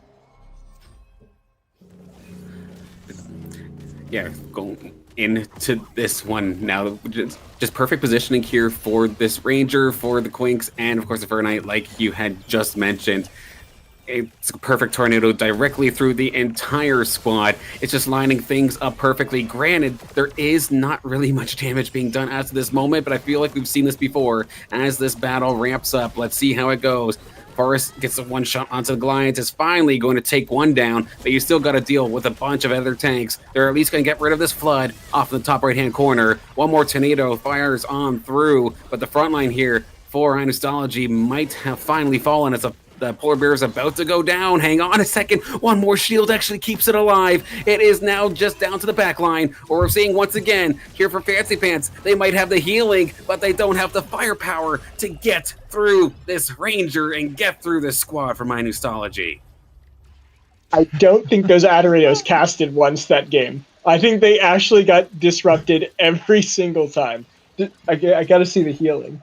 Yeah, they not only a lot, healed- and just no damage also on the side of these Earth nature units, because as we can see, the Goliath is the top damage dealer of this whole fight, and he died halfway through the fight, so yeah, that was pretty rough. The Exalted Earth Doke is still sitting in second spot here, so yeah, a little bit behind tempo here, feels like. And then yeah, the Ranger, it was crazy. Everything was lined up to be stunned by that Fernite and that Ranger. So much value coming out of that. I mean, but Fancy Pants does have a chance to come back pretty hard here. He's 1 away from getting the Geyser, activating 3 Mystic, and then he's only 3 away from getting the Adorius activating 4 Mystic, which is a huge power spike. We'll be able to see if he can come back. Web3 Gaming sitting at the bottom. He's only 1 dash away from getting Umber, which I'm sure will be significant in getting him on a podium as well. Although he's going to have some competition. Hollow has finished his Goryox, looking very good there. Yep, that's going to be a tough one. We looked away for 1 second, got captivated by Nostalgia's gameplay or team composition there, and you look back to the scoreboard and it's Cbro on 6 HP, Fancy Pants on 5 HP, Web3 Gaming on 4 HP, and it's gonna be Cbro versus Web3 Gaming, so one of them is going out right here. This is really scary for Cbro. They had a very, very strong game number 1, and to keep themselves in contest for the win, they really need to pull this around. Web3, on the other hand, had an extremely rough game number 1, and they need to find this fight to try and turn that around, of course. But Fancy Pants are so many low players. This is going to get crazy. Somebody's going home right here, right now. I like the It's all gonna come down- positioning here. Yeah. Because we have tanks in the back, and the Furiox and the Sinnoh, I think, are going to be safe from that ram fight. He left enough space for the ram fight to go all the way into the back line. Here on the right side, the Polar Bear is breaking through, though, with the Ranger, and no chance for Web3 Gaming. It's going to get annihilated by the Rogues. Yeah, it was tough. The foe was on the Ranger right from the start and was already just chipping away. That Ranger just got eaten there, but that's just too much beef with the Rogue army. Unfortunately, Web3 taking another 8. That must be his most brutal tournament yet. That's gotta hurt. Gotta hurt. Yep. Well, other players stepping up. The competition is fierce. And like we said, Web3 Gaming is in Australia right now. So he has, I think, the toughest time zone ever. So definitely big shout out to him to making it to the finals. Because the competition is tough. And other favorites, other very good players have been knocked out already. So all these players in the top 8. Big shout out. One of the best in the world in Illuvium. Now we're looking at Fancy Pants versus I'm a Fishy. He knows he has to roll. He managed to get the Geyser. He needs to get the Adorius to even have a chance, because this is a 3 Aegis gigantic Scorpion, and that is just, all these units are so amplified. Oh, he's actually amping up his Ranger. I'm a Fishy thinking the Ranger is actually the main carry here, maybe. I don't know. Last second adjustments. What is going to happen here? I don't think I've ever seen the Bulwark Ranger get like buffed up this heavily based off the Aegis composition. Very curious to see how this one ends up going, but it's directly in the front line. It's eating these stuns from the Goliaths, from the Ranger, and maybe even from the Appon. In the meantime, though, this Geyser is trying to heal up as best as possible here for Fancy Pants, while buffing up the damage here from that Appon. As of right now, a very slow, essentially a wet noodle fight for both of these teams, barely chunking these health bars at all. But now here for the side of Fancy Pants, they're finally going to start to fall. Never mind, the Goliath hangs on by a thread. It is sitting there with less than 10%. Now it's going to fall. Riptorus might have its chance to go absolutely nuts. It's onto the Adordo. It's very close. The Ranger's going to fall. This could open the floodgates, and this might be it here for Fancy Pants in game number 2. Sheesh. What a strong Nostalgia. team. I'm a Nostalgia Fishy. also getting knocked out as well with his really nice, fun positioning, trying to make that denial protocol play out. But I imagine that comp would not do well against the Rogues, and if he had to fight against a Rogue, he probably lost due to that. Yeah, just looking at his setup, like all these stage 2s and everything, like that looks like a composition of other players 10 rounds ago. And now if we look at Fishy with the right plans, the Blotto, the Gnarl, like definitely everything leveled up a little bit. Who are we watching? Let's see, Cbro versus Karabasov. The Rogues versus the Muds here. And a big key player is also going to be this beautiful Lynx here in the front line, doing a decent amount of damage, but the Ranger is leading the charge. Here comes the Ram fight, Omega, doing a decent amount of damage. Gorilla Cast finishes off the right side, but the Choton is still looking very strong here, but it's gotta take them all down like an Umber would do, but it cannot do what an Umber does, and it falls versus the Umber, versus the Muds. Yeah, Zebro getting a 5th place. That's not going to feel great. How did Hollow do? Hollow getting eliminated as well. Missed his comp. Whoosh. The Scoriox could not hold. I think he was going against I'm a Fishy with his 3 Aegis. Oh yeah, that. It gives me flashbacks. Just seeing a Blotto, it's such a tanky beast, and then there is so much damage to back it up with the Forest, the double Fur Knight, the right plants. Such a scary composition here. Going Again, against Karabasov doesn't have 4 mud still. He's still looking for that last A-pawn. and, With all yeah. of these units ready to start swinging, the Blotto fully augmented to tank while blinding everything could be the answer to absolutely shred this comp. But as of right now, here on the red side, looking for that Chikora, the Chikondi, it's on top of the Rip Lance. Can it get the job done? It is going to be able to do so. The Blotto was blinding as best as it could, but now it's only left to the tanky teammates, and that is going to be Karabasov taking care of Amafishi. Oh, Elmifish got eliminated off of that. Oh, I was not expecting that. I mean, I think that was a positional error. Like, that Blotto Monkier. did not... Yeah, and the Blotto just didn't do anything. It got stunned by the A-pawn. It then got taunted by the Cardinal. It just did not get its cast off until literally every other unit was basically dead. Yep. Unlucky. That was a little bit weird, like putting all your tanks in a tight clump. That leaves the flanks, the outside, so vulnerable, and the Forest got taken down in 2 attacks from the Rangers, same with the right plants, so yeah, a little bit of a positioning mistakes here. Amafishi going out in 3rd, though, is most likely going to secure him still 1st spot in the ranking, but yeah, still very good for him, and now it's going to be Karabasov versus Detective Align, both still fairly healthy, so we're going to see at least 2 rounds here coming out from these players who are both on a win streak. Look at Karabasov's bench. Like, why does he have so many units? Like he's got a lot of... He's going for Behemoths also. Maybe he needs even 2 more for Behemoth for both of them. And then he's only... Oh, he's got the Jotun online. He's looking for 2 more Riptors also now that Imafishi's gone. He's swapping out the Apon. 4 mud didn't happen this time, but all the other units are kind of carrying him.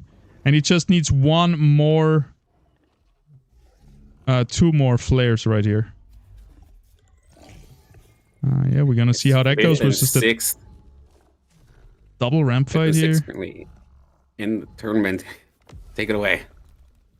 All right, so we got the backline, the Gnarl here. Let's see how long he can tank. And in the meantime, everybody else is gonna hack away at the Rogues, but maybe they're not caught there with the fighters, but the fighters are caught with the Rogues as they're just annihilating them with that AoE damage from the ramp fight, from the Monarch. Let's check out the damage. Who's the best performers? Overall, just everybody doing a decent chunk there. And the fighters not tanky enough. That Monarch had a perfect carpet bomb. The enemy team managed to kill off that 1 unit, and then they started walking, and so the Monarch was able to just go across the entire line. Really, really unlucky there for the fighters. It seems like Rogues are gonna take another game, similar to last week as well. Who else was playing Rogues? Did they fall out early? Nobody really played Rogues, actually. I just like the way that they're playing it, though, because yes, they have a slash-in, but is the slash-in really like the all-star on the squad? I'd argue no. Yep. The Monarch kind of taking over with the double ramp fights, giving him Phantom here. Oh, he got it. He got the Rye Plants.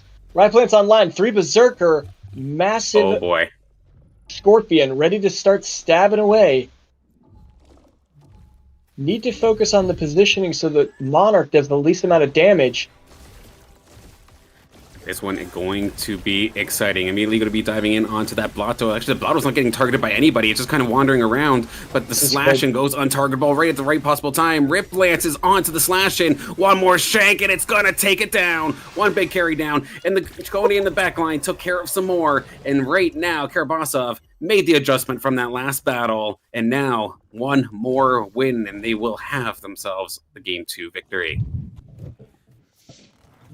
Oh my, turning it around completely. I'm not sure if it was all the right plans. It was also, I think, positioning difference here. I think what Detective needs to do, he needs to move that Crunk, or the Crunk up front, Gnarl up front, because what happened, the Monarch flew back to him and it missed all the other enemy units. And it may be the same mistake again. Okay, now the Gnarl's on the far side. This is great. Now it's going to carpet bomb the whole field. This is what he needed right here. This will be really, really good. Let's see how it's gonna turn out. The slash in here is the unit to watch. Here comes the carpet bomb to the right side. Didn't hit not much. that good.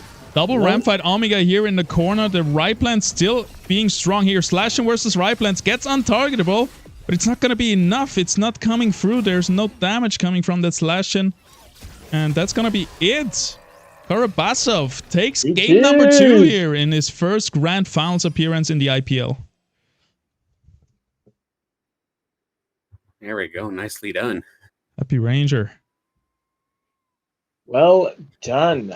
Oof, this is going to be a close finals, then, because I'm a fishy getting knocked down. That's going to open up the door for someone to come in and take that first place. Zebra Johnson also not as high up as he was before. And I believe Kirvasov was 6th after game number 1. So now that's going to shoot them up the board a little bit. I mean, I'm a fishy in theory should be setting at least a little bit birdie, but not running away with it by any means. But the entire midfield probably got shaken up there. Yep. It's going to take us a minute to update the scores. Then we're going to be right back with them. And then we're going to do a little bit of a trivia again. So guys, get ready to identify Illuvials. And there is 2 more trivias coming up now in this break. But while we wait till the scores are updated, we are also going to go on a quick break, and we're going to be right back in about 3 minutes. See you then.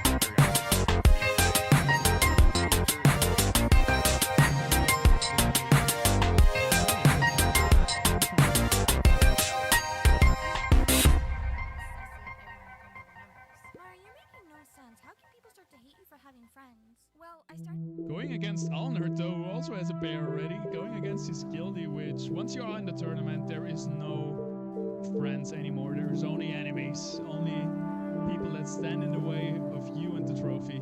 Interesting build here from the enemy. A lot of science.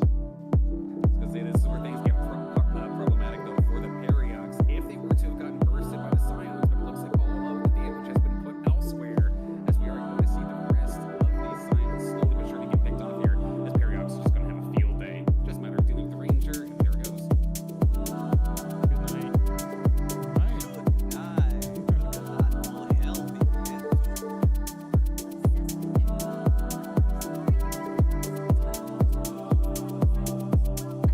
Going against Alnert, though, who also has a pair already. Going against his Gildy, which once you're in the tournament, there is no friends anymore. There is only enemies. Only people that stand in the way of you and the trophy. Interesting build here from the enemy. A lot of science. This is where things get problematic, though, for the Periox. If they were to have gotten bursted by the Scions, but it looks like all of the damage has been put elsewhere, as we are going to see the rest of these Scions slowly but surely get picked off here. This Periox is just going to have a field day. Just a matter of dealing with the Ranger, and there it goes. Good night. All right.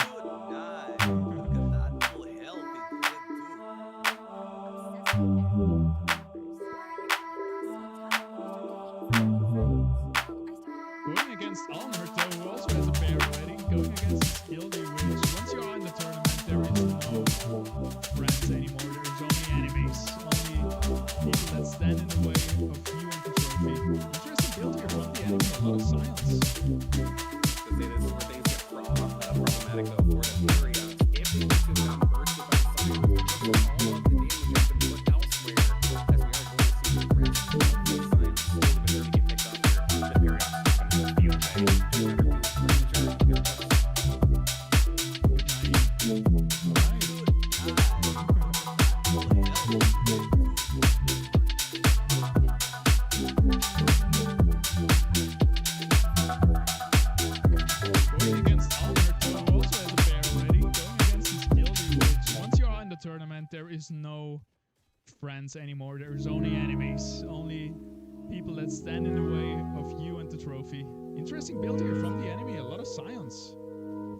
To say this is where things get problematic though for the Paradox. If they were to have gotten bursted by the Scions, but it looks like all of the damage has been put elsewhere, as we are going to see the rest of these Scions slowly but surely get picked off here. This Paradox is doing Ranger.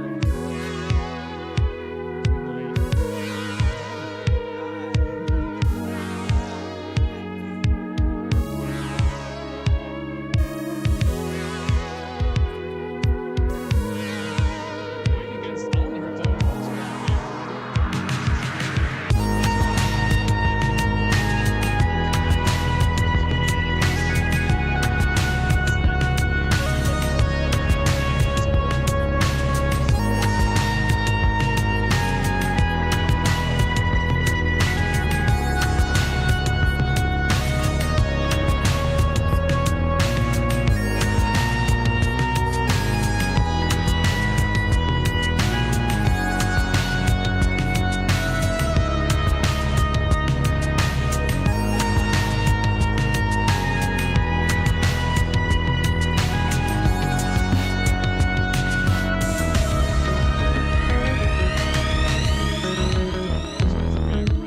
We can always ask that.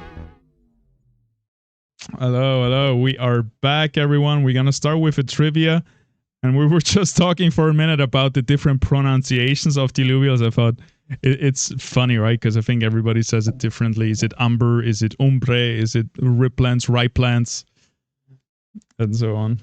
I think we squeeze. I think we need to do It's not squeeze. some polls to the audience right now. Let's do umber. Which is it? Is it umber or umbre? Or what other options are there? Do you have one, Silent? Some crazy. I just default to umber, but I can see it being called like umbre or umbre or something like that. I like the Mexican version, umbre. Either way, I know whatever I call it, I'm not going to be calling it very long because it's probably going to kill me anyway. So whatever comes out quick. All right, guys, we are getting into 2 more trivia questions, and the next one is coming up right here. I hope you're all ready. It's going to be another fast one. So I think we figured out Twitch is a little bit faster than YouTube.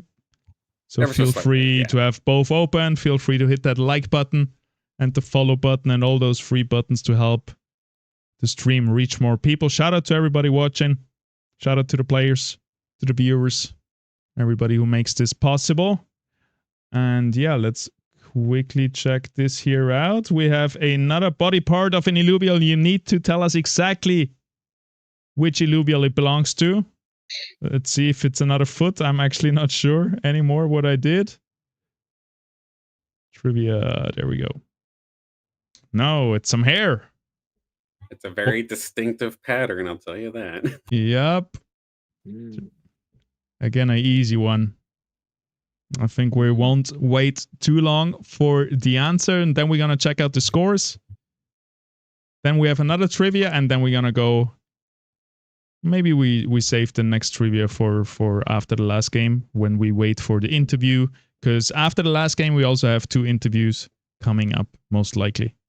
All right, what we got? We got Umbre, and then we got Axodon, Adore. Wait, someone said Axodon? No. You need to get your eyes checked. Whoever just said that. Mjol, we got the hairy fish. So I'm sorry, live on the shore. I know you mean Ador, but you wrote it wrong. We have been strict with that earlier as well, so we're gonna keep it that way. The first person who said it was Walter White, 3343 here. It's the Ador. Congratulations. 5 LV going to you. Please send me a DM on Discord so we can get your wallet and everything and send it to you. Everyone who won. So also positivity earlier. Hey, I know it's pronounced Ador. All right, you need to pronounce it right. Hey, just listen to whatever I call it and then call it differently because I probably did it wrong. All right, let's bring up the scores as well. Let's check what happened. Where is it? There they are. Oh no. Seems like we have a little bug. Let me refresh that. Nope, it stays that way. All right, whoever is missing, that's the first right now. Maybe I was say whoever this is just self-inserted them into a massive points gap here. This is crazy. Yeah, this doesn't seem right because you cannot be 26 points after 2 games. I think the tournament platform broke once again. It's a weekly occurrence, which has made our life as organizers a little bit harder, but we are managing. And yeah, we're going to do a little trivia in the meantime, and we're going to come back to the updated score sheet in a minute. Quant's coming in clutch. You just posted the spreadsheet. Perfect. Yeah, big shout out to the team in the back end, Quants and Erica and also Tholki, and they're on top of things. We couldn't do it without them. Just gonna open up the spreadsheet. Yeah, let's actually save the trivia for later. Just give me 1 second to curate that, and then we're all good to jump in. Oh, looking at these numbers. Hey, don't spoiler. No, I'm not spoiling. Yeah. All we do know is that in theory, I'm officially should be at the top, but in theory, everything else is still anybody's game. We'll see in just a second. Is it anybody else's game? I mean, if Fishy keeps playing like this, maybe not. We'll have to see. All right, I think I should have it right there. Let's check out the scores. I'm getting trolled a little bit.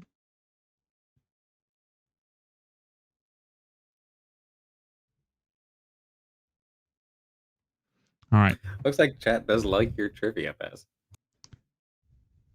That's good. It has been a pleasure coming up with this stuff. I'm glad you guys like it. We're going to keep it a thing. All right. Somebody take us through the scores here.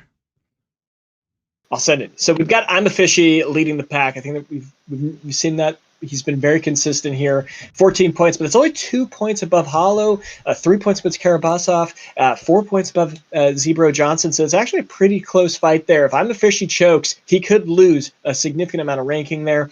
We also have the Detective at 9. That's not terrible. Nostalgia and Fancy Pants are a little bit struggling at 7 points, but they could make a big impact, big jump here. If they get 8 points, they could theoretically make it into the podium. But Web3 Gaming, my boy, he is struggling down there with 2 points, pretty much giving everyone else a chance to climb the leaderboard. He needs to make a big jump here if he's going to climb the ranks. Unfortunately, he doesn't have a chance for probably any of the top 4 positions, but he's going to have to do something here a little bit different. Yep. 14, 12, 11, 10, 9. It's still everyone's game, kind of. Obviously, I'm a Fishy is leading by 2 points, so if he does well, he likely is going to win the tournament. But if he doesn't do well, then it's anyone's game, really. Yeah. And considering for I'm a Fishy, like they just won the biggest tournament of the season that just happened last week. that must have been like incredible pressure. And not to say that this tournament isn't important, because it absolutely damn well is, but now you're here for the IPL 250. You've had that experience of what it's like to be contesting for a big win. So you kind of got that thing. You at least kind of know how your nerves are going to react, because you're always going to get nervous, but you can at least handle it a little bit better. Yeah. So at least going into this one, I feel like Fishy is in a fantastic spot, not just points-wise, but mentally, to take their second tournament in a row here. That's my prediction. And I imagine it's not that stressful this time because he's just like, I said 250, like whatever. I'm just chilling. Like, I'm sure there is still a little bit of it, but yeah, it's not the biggest tournament of the season so far. Like, so I'm having a hard time trying to explain it, but you have that mental experience now, and yeah, I look forward to seeing how they can handle it. oh yeah, Yes, sir. All right. I think players are loading in. We're shortly going to join them for the final third game right here. And I'm glad it's still close. I think Hollow hasn't won an IPL tournament either yet. So definitely also rooting for him besides the newcomers, Karabasov and Sebro Jason right there. Definitely rooting for them as well. It would definitely be insane if someone's very, very first IPL ever, they win. Heck, making podium is incredible in its own right. Making the finals in its own right is incredible. But Zebra's doing a fantastic job here of like keeping himself in contention. Anything can happen. Of course, you have your game plan, you have your experience, but it doesn't always go your way. Something very well could happen to these top three players, and Zebra can capitalize. Heck, Detective Alan can capitalize. We'll have to see how it goes. Just something. Sorry, something logistically, real quick. Walter White, you just won the 5 LV. Could you let me know your Discord name, and then I can approve you in there? What you was gonna say, Caveman? Oh, just we're off. The game is afoot. Logging in now. Looks like we're gonna be playing on a Shard Bluff. So everyone's got a legendary augment during the draft rounds. Yes. This one's pretty crazy because just every draft round becomes very interesting. You almost want to intentionally feed so you can pick up the good legendary augments. It's been a while, like ever since the big nerf to legendary augments, like the amount that they show up, same with the composite ships. We don't see them often, and now when you get like this round, it's like, oh, I get legendary augments. This is gonna be so much fun. I'm so excited. Yep, I love to see it, especially when we're watching. I know it's a little bit more polarizing, but yeah, definitely cool. And we have had 2 Sanctum Mesa, which I think are very balanced. So yeah, let's get a little bit crazy in here. The final game is going to end in chaos, and let's be honest, Discord's going to let us know all about it once this tournament's over. But it is going to make for some exciting play here for us to watch. You know, like, because it's exactly like you said, Gateman, it's almost worth it to go on a loose streak to get yourself a nice, quick, legendary augment of your choice, considering we do not see this region, like, at all.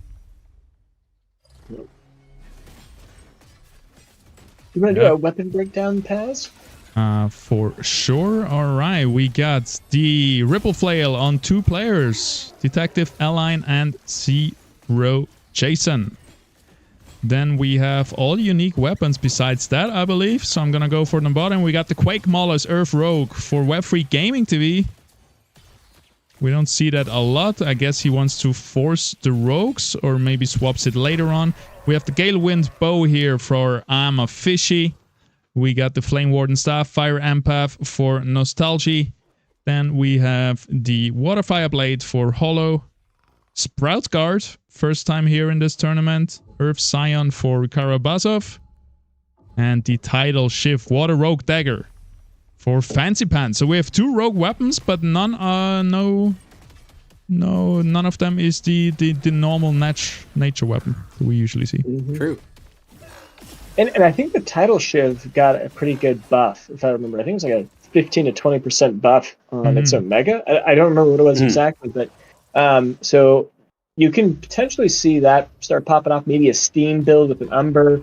Maybe you go into something. But we've got a draft round right here. Let's see what augments we got on the field. I see a nice Berserker's Flurry. Whoever the mud person is, if they get that, that's going to be a big one. Oh, they all were going for that Web3 Gaming, scooping it up. That's going to be great for a slash, and if you can secure it. Hollow picking up a Blightfire. Ooh, I can't wait to break these down once we get into the next round. Fancy Pants and Zebro. Zebro's not happy with his two options. He's got the same augment, and he's like, goes for Kara Blue, trying to finish off his Cardalux. Yeah. Interesting. Exciting. Well, I'm watching Karabasov here. He has a lot of stage 2. Look at that. He has the Gorilla, the Axon, the TNT, the Caradulo, and now his TNT has a lot of damage here with crit chance and Omega Power, but it's not as good as it used to be. It doesn't make your abilities crit anymore. Nothing does anymore. Phantom has also been reworked. So yeah, do you think, Caveman, the players down here made a good choice, losing the early rounds, securing themselves a nice legendary augment, for example, Web3 Gaming here, Berserker's Flurry? I think that one's key. The Omni Spark may be the best augment in the game, in my opinion.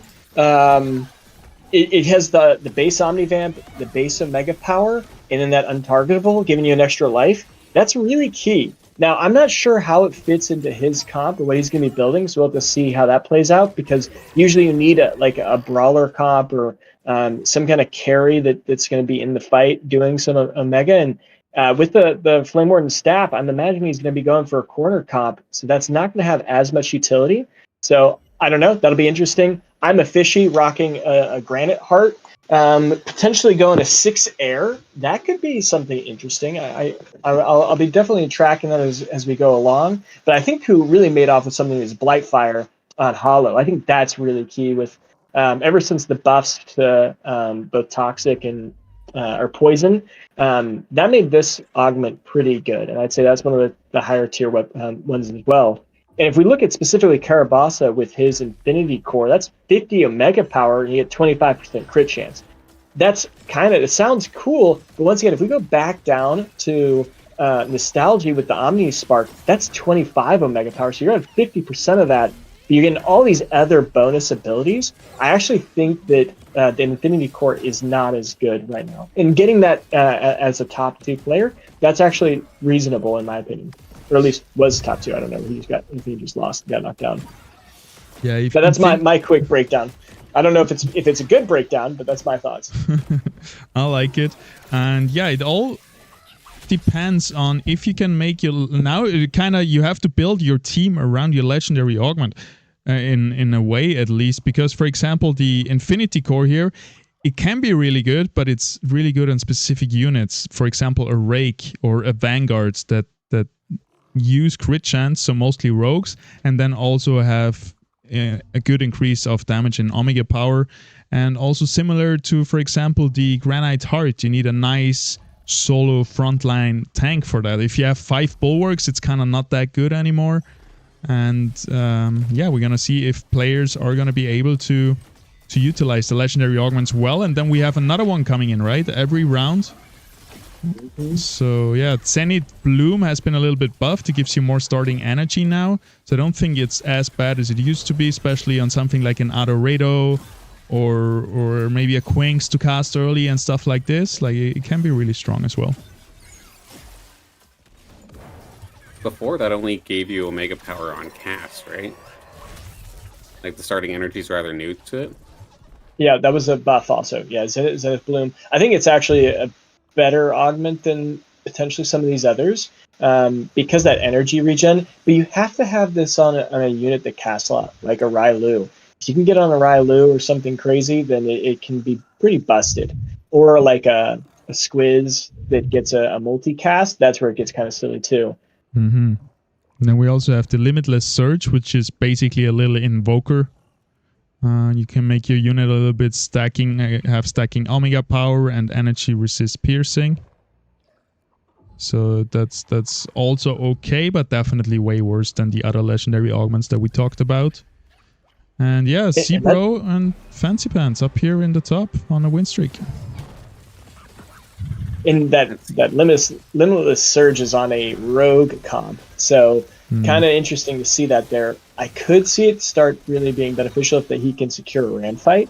That could be where he goes with that. And if we compare it to our other rogue player, Web3 Gaming, which he managed to swap out for a vine-bound cleaver, that's a W right there. So that's gonna be really good, and especially with the Berserker's Flare, he's gonna be in a good position there. I can imagine, Web3 focuses the slashing, where Fancy Pants goes for more of a but he's already got the stabbing online. That's an early stabbing. That's crazy, round 11 stabbing. But Fancy Pants could potentially go for the ram fight with that limitless surge. We'll see how that plays out. Yeah, maybe also for a rake with the title Shiv, giving him Steam, something like that. Maybe Steam Vanguard with the slash, and we'll see how that plays out. Yeah, good for Web3 Gaming. Definitely looking to hard force rogues here and just make up any points that he can in this round. He cannot win the tournament anymore, but he can definitely save his honor here and his sanity and not go last the third time in a row. But yeah, my eyes are on Zebro Jason sitting in first, 100 health, win streak, and yeah, looking good. I like how they're using their augment, though. They have that Zenith, and they are using that extra starting energy to get those heals out from the Archos faster and just pump out like Omega Power in that regard, and then getting additional attack speed on top of all that as well. This little Archos is actually quite a little menace. It's making everything unkillable, and it's allowing for Zebro to lead this lobby. 5 bulwarks as well, so all this healing is somewhat translated into damage, because 5 bulwarks enables your bulwarks to reflect damage. All the units are getting removed now, so he's looking for a water chip or a bulwark chip right here. Let's see if he found what he was looking for. Again, for anyone who doesn't know, if you have these augment crates and you remove everything from your board, whatever is left on your board, you have a high chance of finding those traits. Water. It is. Yep, that's a lot of bulwark going in there. That's going to be really good against these rogues, but do they have enough damage to kill off that ranger? There's lots of firepower here into this one, but currently it is looking like the green squad here for Zebro is holding the line. The big gorilla that had all the augments did fall. Granted, so does the Abbon. We're down to the 3 bulwarks and the lone Archos to try and keep everybody held up, and in this fight, Stabbin will fall. So will the bear. It's just a matter of dealing with the Rue and that little Rampy, which means that it looks like this win streak here for Zebro is going to continue. You love to see a Ripple Flail start popping off. 6k damage there. Toxic Aegis, it's so nice. It's so satisfying when the weapon activated does like 400 damage per auto hit. It's crazy. And because of that Zenith Bloom, it's giving the energy regen. And that's what's really crazy, because if you can survive over a period of time, those energy regens start to stack. And then you just get this passive, like, you're just filling up. And with 4 water already, or 5 actually, he might push this deep into water, and then that ranger will just be casting every second, like because it gets several empowered auto attacks, and then it's just going to reload, hit again, and every auto attack will be empowered. And he does have the Resonance Cascade, which does the 150 energy damage in a radius. It did get nerfed. It used to be 200, so it got literally a 25% nerf. But we'll see how it plays off now. Yep. There's definitely a lot of carries that he can also play into with this water stacking regen, stacking Omega Power build. For example, a Rake could really benefit a lot from that in the water build. This round is looking a little bit tough as the Ranger goes down. Also, the Archers is going to go down, and that looks like it's going to be the downfall of Zebro Jason's win streak right here, with the Karadulu being the main damage dealer with a lot of reflected damage right here. Interesting. Yeah. Those fighters just chewing through. It's that Granite Heart giving it a huge amount of mitigation too. So it was like soaking up so much damage before it even got into the fight. And what happened was the players, his 2 Cardinals died before the 10 seconds, so they didn't get that big heal from his augment too. That was another thing that didn't happen on the side of Zebro Johnson. Mm-hmm. Another round here. Fury on the board. I just saw Web3 get Transcendent Relic, and that makes me really happy for him. I'm really, really kind of interested on why Nostalgia picked Zenith Bloom right at the start there. Very interesting pick there. Maybe the nerves getting a little bit to him in his first round here. I mean, he is playing 7 air and has a squiz, so it's going to perform decently on the squiz. Let's actually watch him, because he's on 35 health. And they're going up versus Web3 Gaming, who has a really scary looking Stabin right here. So it's going to be interesting. He definitely needs to save this Octius. It does have the Omnispark, so it's going to reset aggro at 1 point, but you still want to delay that from happening. But yeah, Octius is going to stay in the backline. Let's see how fast it goes down. There is a huge shield on it. Plus 6 air. It's going to dodge a lot. So first cast comes out. There comes the aggro reset. But there comes the Rampy finishing it. Not off quite yet. And it gets only 1 more cast out. Super close. Their Ranger's still alive. Doing decent amount of damage against the enemy Ranger. Takes it down actually. But yeah, the Stabin is still very healthy with this double augment. That is just nasty. Look at us. Yeah. Those 3 augments together. Oh my god. The second I saw Web3 get that, I was that's going to be a nasty slashing later in this game.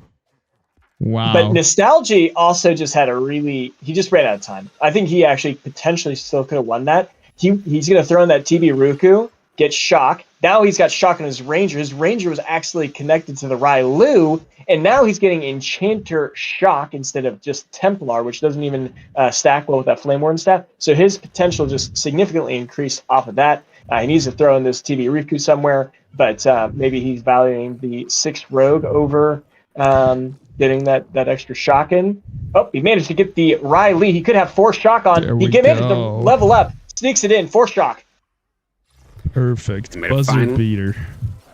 They might have finally got it, but in the past we've seen Shock, unfortunately, maybe underperform. Let's see if they can turn it around right here with a performance like this so far. Look at that. That wasn't even the Octias, I don't think. It just blew up 3 Illuvials at the exact same time.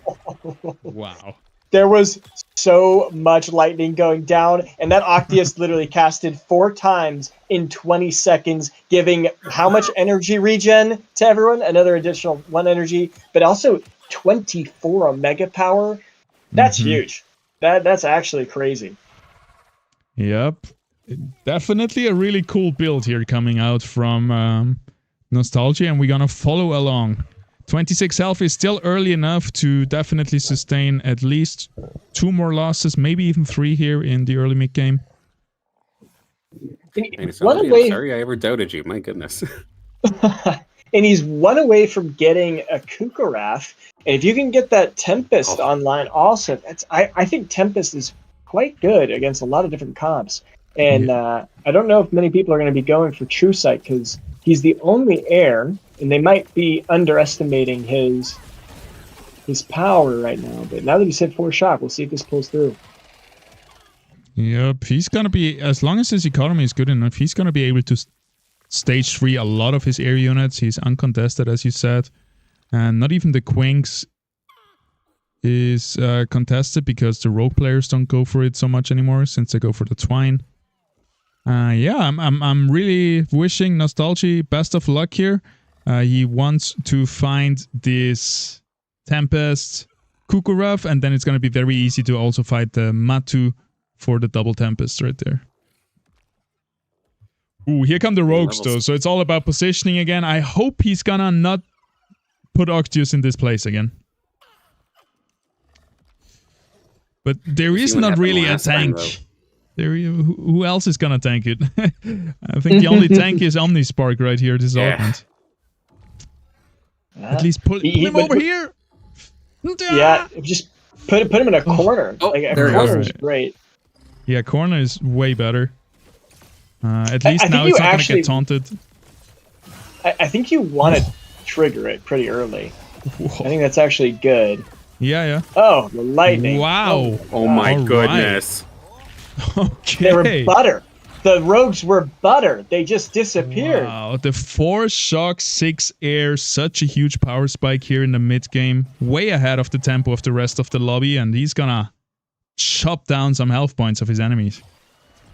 I'm quickly going to hop into game copy team composition. I'm adding that to my favorites because this is beautiful to watch. Wait, how does that work? Can we do it while spectating? No, I'm joking. I'm in regards to like the end screen at the very end. I'm not sure if we can actually do it as a really something that I would want to do if possible. And hello, Kukaraf. Hello, Kukaraf. Yep. Now he's free reign to start slamming level. He's already got one Mamu on the bench. As soon as he hits level 8, you throw that in. Tempest will be activated shortly. I'm excited to see if this can make a top 4 showing. Yeah, we'll see. Is this where the run ends, or are we going to send this to AGDQ? Let's see. That's gonna be an interesting one. Definitely a hard fight here versus his enemy with 8 water coming through, but the Rake, is it just gonna get shocked on the back end here? Not being targeted yet, but just AoE damage coming through. And one more cast here from the Octius to finish everything. Wow, that damage, you love to see it. So much fun to watch for Shock, man. And guess what happened, guys? Look at the weapon of the Ranger now. It's no longer a staff. He swapped it for a strike boomerang. Okay, So from Enchanted to Templar. Yeah, and now I think that's actually a much better decision than Enchanter. I think Enchanter's not that valued right now. No. And I think Templar is going to be a lot better. Yeah, it gives a little bit more sustain compared to the resistances and extra damage. Way better than a little bit of shield.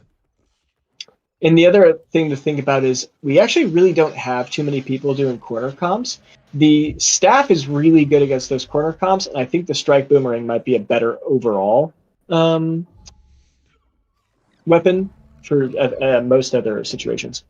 Yeah. Let's see how it plays out this time. We also have the denial protocol, so it's gonna stun, giving a lot of utility that way as well. And yeah, I'm a fishy here.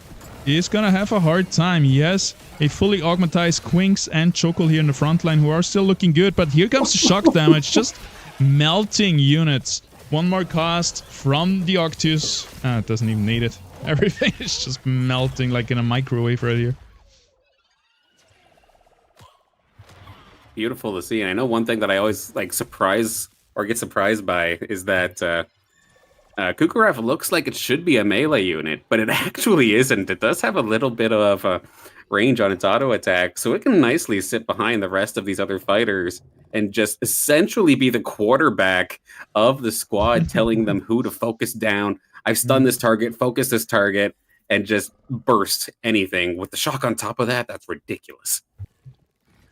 Perfect time to get Tempest in. Now that Mamut Possibly is going to be... Fancy Pants might be out of here. Sorry to cut you off. I just wanted to make it known. Yeah. Let's watch Fancy Pants. Definitely. What's happening? And let's take a look. We have the Rogues here coming out here from Fancy Pants. It's the style that they love, but can it win right here, right now? They have 2 stab-ins. One of them has legendary augments, but it doesn't matter. That one's already dead. It still have the one with the untargetable, but it is a 2 on 7, 8 maybe at this point. I'm officially looking dominant in this fight. Fancy Pants, Web3 Gaming, you're both eliminated. The game also done. Both Rogues got knocked out. The competition was too hard. Neither of them could finish the slash-in, both ending. Oof. Ooh, that's gonna be very happy for the rest of the lobby having the Rogues out of here. Also, I'm happy for F3 Gaming for 7th place, saving his face right there, and we have another legendary augment round here. Here with absorption cells. Oh, jeez.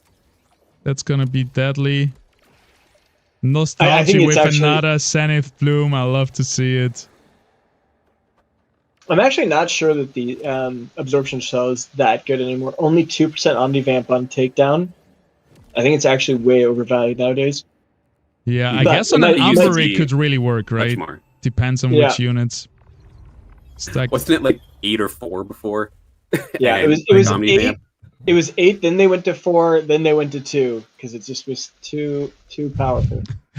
Man, with these legendary augments, everything seems out of place. We got a stabbing right here with Arcane Conduit Yeah, And- yeah, and Limitless Surge. So yeah. The big one I that want to was- watch. Sorry, the big one I want to watch going into this one here. Hollow Hype is currently second place in this tournament, and they are on the bubble. One of the few Ooh. people that could possibly contest I'm a Fishy for this overall tournament win could go down early. wow, that Car Deluxe is looking scary. And the monk here is looking scary as well. Oh my god. Mm-hmm. Thing is, now Oh, we're but- going up against Anusology. But if you can't hit it, he does have a clumsy chip, but that's the only unit that's going to have it. This is going to be tough. All of these units are quite squishy, except for that Cardelox. The Cardelox may have to carry this fight, because I don't think the rest of the units will. He did manage to finish 4 Mud, so you almost want your Mud units to die onto the Cardelox. Yeah, at least the Now, Apun should be focused down. The problem is those shock units and that Octus is going to have an easy time surpassing the Cardeluxe tankiness and going onto the other units. Let's see it. Here comes the first cast. Straight off the back. Gets a reset. Another cast. Almost takes down the monk here. Surely it's going to fall in a second. Gorilla's still alive. Finally jumps to that Octus. Is it going to... Yeah, well, it triggered the Omnispark. It stayed alive. Gorilla, the last chance here for Hollow, but does not matter in the end. Nostalgia takes another victory to the top 4 right now. Hollow is out in 6th. Wow. What's so interesting about that is that Hollow actually, the positioning was probably perfect. The Monkeyer and the Apon took out the Tibiruku before the first lightning strike even happened. So that reduced the number of shock by like 3 or 4, whatever it is, 4 shock. Then they immediately walked up, killed the Ranger. That's 2 of the shock units immediately. And then the back line killed the Rai Lee also quite quickly. So all that was left was the Octia. So it wasn't actually the shock that carried towards that late game. It ended up just being the Tempest and not being able to hit anything. Very interesting. Yeah. Finally, Force Shock is doing what we want it to do. And it's fun to watch. And we're gonna see another one. Bro versus Nostalgia right here for the bubble. I mean, we were wondering if this Umber with the absorption cells can pop off. This might be the opportunity to do so. 8 water, steam, loaded up. It's on top of the Gazatep. It's on top of the Octius as well. But its entire support line, all of their teammates have fallen. Umber 1v4, can it happen? That's a lot of units One down, more but cast. the Ranger still is bringing the damage. Another good cast. It's gonna pull it off. It looks like it's right there. The stun's coming on through. One more cast onto the Ranger. And Nostalgia will finally go down. Bro, you're living. Huge misplay on Nostalgia. He has this squiz with the 2 legendary augments in the backline, gets deleted only after 1 cast. That is a huge amount of value just lost right at the beginning. Also giving that Umber a stack on his absorption cell. So that's going to make it really tough for him. But watching this fight into I'm a Fishy. Can he take down the leader of this lobby? He's going to have lots of time to cast. This is going to be looking really good. I don't think this team's going to cut too quickly. Oh, it does have a lot of fighter. We're going to see how this plays out. Instant cast by the squiz, but it's not gonna get the reset because it comes through so early. Here comes shock damage, taking down some key units. Riptorus falling, everything's falling. I cannot even talk as fast as everything is just melting away under the shock. And yeah, he seems still so very strong. I'm a Fishy, left alive with 5 HP, and that's a very close lobby. Detective Airline sitting comfortably at 50 HP. This is your 29, top 5 never in the mind. tournament. Karabasa Oh, Kirbasa's out. got knocked out. We didn't even see really what he was doing. He had a corner comp with the Magma traditional build there. Just wasn't enough. Magma Bloto, 4 Scion, 5 Bulwark. Cool build for sure. I wonder who he got defeated by. Going against Johnson again here is a nostalgia. He's got remix. two Octiuses this time, and he put all 3 legendary augments on 1. That's good, but this positioning is still really bad. That Umber can still kill you even after the untargetable. Umber on the Quinks though, so that's pretty good for him. That's Umber great. has a really hard time getting through this guy, and Octius is both hyperactive, just blasting away, having a good time here. Finally, the Quinks will fall with the net, and it does not matter. Wow, what a different game. Johnson, goodbye. Oh my gosh. That was really rough. Just so much lightning everywhere. That's disgusting. That was incredible. All right, we got Detective Align here going into the overfight. Overtime. Oh my gosh. All right, there we go. 13, Everybody 11, can die 5. now.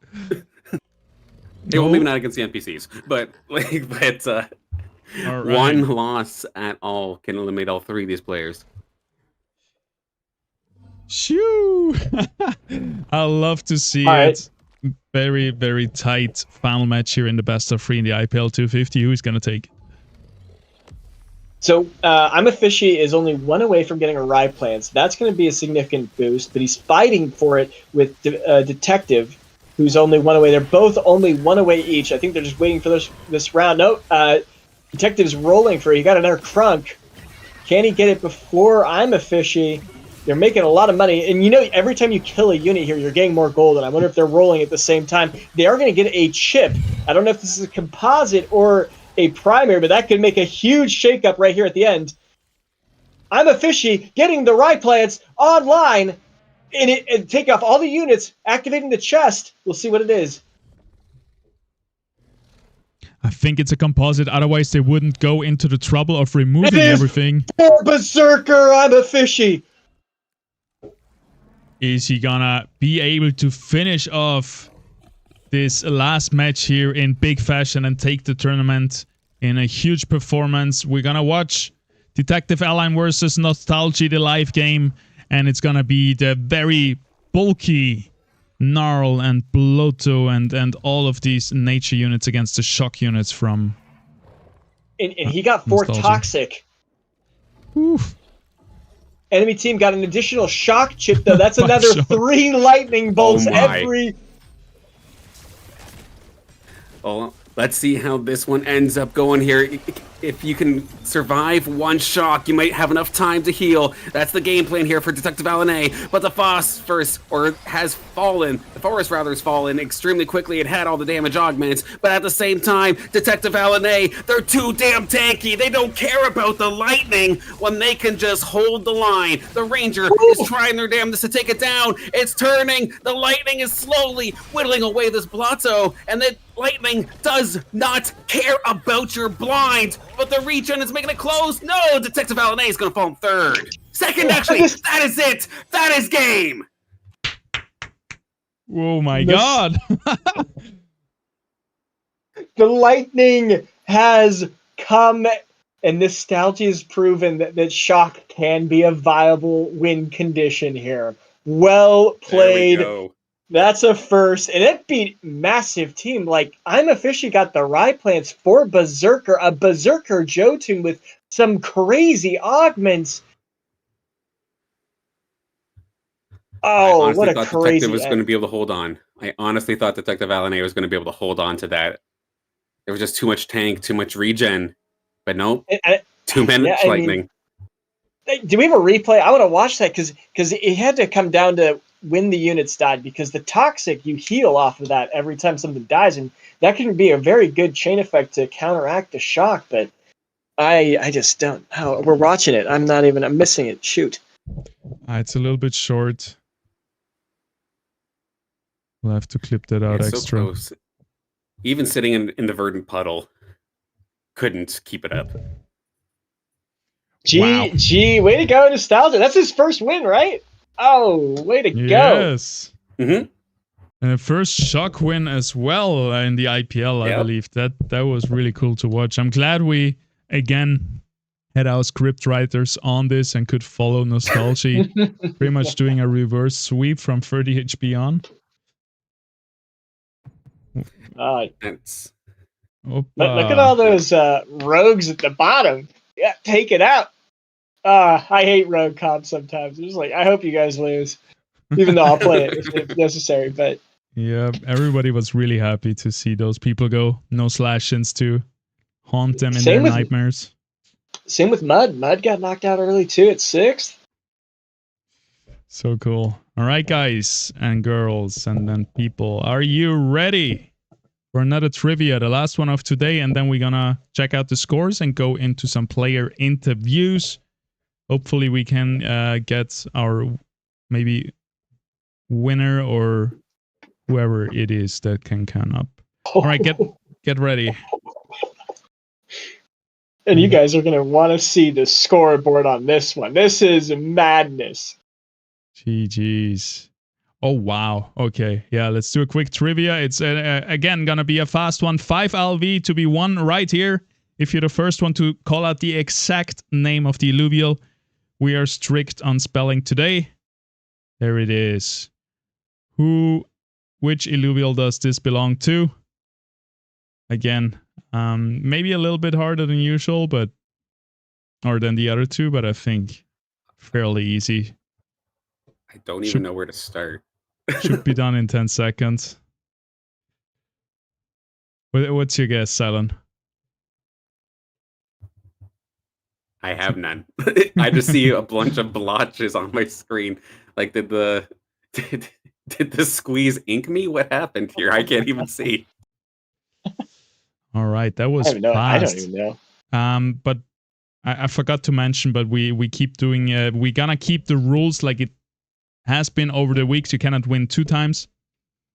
So we're still waiting on a winner. I guess it's coming out. Nothing, no winners yet. No. No, there's Umber in the chat. Crunk, Blaze Knight, Lotto. It's also it's a nature affinity, guys. There we go. Not complain with the Fern. We already had Walter White with Fern as the second message, but he already won. So we were waiting for a second Fern. GG's Walter White. Sorry, you already have won 1 time. And yeah, Fern came out for the first time from Not Complain. GG's. Well played. Wait, there you go. Because you had used Fern earlier in the season. I wasn't expecting it to come on out, but at the same time, those wings are just. It's a surprising design. Seeing it that Beautiful, close. no? My goodness. Yeah, I've never have watched the close up. Okay, enough dilly-dallying. Let's swap over. I know Caveman is excited to present the scores right I now. haven't seen it. Let's see. All right, so we're breaking it down. I'm officially clearly taking the win. Well done there. But we've got a 4-person tie. But we're also just mentioning Detective Via Line taking second. It was 16 points. But then we got this 4-person tiebreaker right here. And we had to go, it's actually going through multi-stages of tiebreaking, right? So the first one is going to be Nostalgia. And this is because he has won a game. And it was in the last round. So that's why he took it. Kerbasa is next in this because he won a game, but it was in game 2. Then you have Hollow and Zebro Johnson. Some might be thinking, okay, Zebro Johnson's supposed to win this. He got 5 in the last game, but it's the highest placement first, and you got Hollow Hype, got 7 points in game 1. That secures him in getting the higher place. Zebro Johnson coming in below. And then we have Fancy Pants Atlas with 8 points and Web3 Gaming with 4. Congrats to everyone, especially back to I'm a Fishy, first place. Well done. Back-to-back wins. That's incredible. Detective Via Line, well done getting second. And Nostalgia securing that 3rd place. Well done. That 8th place came in so clutch in this game 3 right here. Well done. So cool. I really like that Nostalgia. Like, it mattered so much his last win. He manages to break a 4-way tiebreaker with that last win. So yeah, that was really cool. Yeah, same thing for Detective getting the 2 2 second places back to back. That's crazy Yep. considering how the first game started or how the first game happened. Yeah. That's a bit of a kick in the pants, but then two great answers, like two great games back to back here. Someone who definitely like grinded a ton and was not necessarily having the luck necessary to get there. Was a good day for them. But Yeah. my God, I'm a fishy back to back. That's again, was getting second and third, finding all these grand finals, not winning, wins biggest tournament, and the one right after. That's Yeah. incredible. And you know, you guys can correct me if I'm wrong, but I think I'm a Fishy didn't have any contesting this whole game. So he just had a breeze. So that was one thing that was really good for him. And I remember us talking about Zebro Johnson, who was Jason, who's trying his hardest. He was contested every game. Same with Web3 Gaming. He was heavily contested that first game with almost 4 people all contesting the same thing. So that was really tough for him. Yeah, I mean, maybe it just comes down to if you're contested or not. And I'm really wondering when you're selecting those weapons, do you just pull the trigger or do you hold off? Because I know specifically in game 3 I was watching and I saw Zebro Johnson pick the cleaver quick and fast. And he was making a statement going, I'm grabbing the cleaver, don't touch the rogues. And then Web3 game, or no, that was game 2 actually. I'm thinking game 2. But then someone else went and got rogues too. So it's really tough. Like, what is the best strategy? I don't know. I'm going to ask some of the winners and see what they think. Well, there we go. We have I'm a Fishy right here already. We're going to jump right into an interview and you can ask him your heart's content. There we go. I'm a Fishy. Welcome back, bro. Win back to back. That's got to feel really good. Like, tell me how you're feeling, man. I'm feeling great. This Yeah. tournament wasn't so nervous as past, but that was amazing anyway. I'm so happy that I win this. No, that's awesome. Yeah, we were actually talking about it.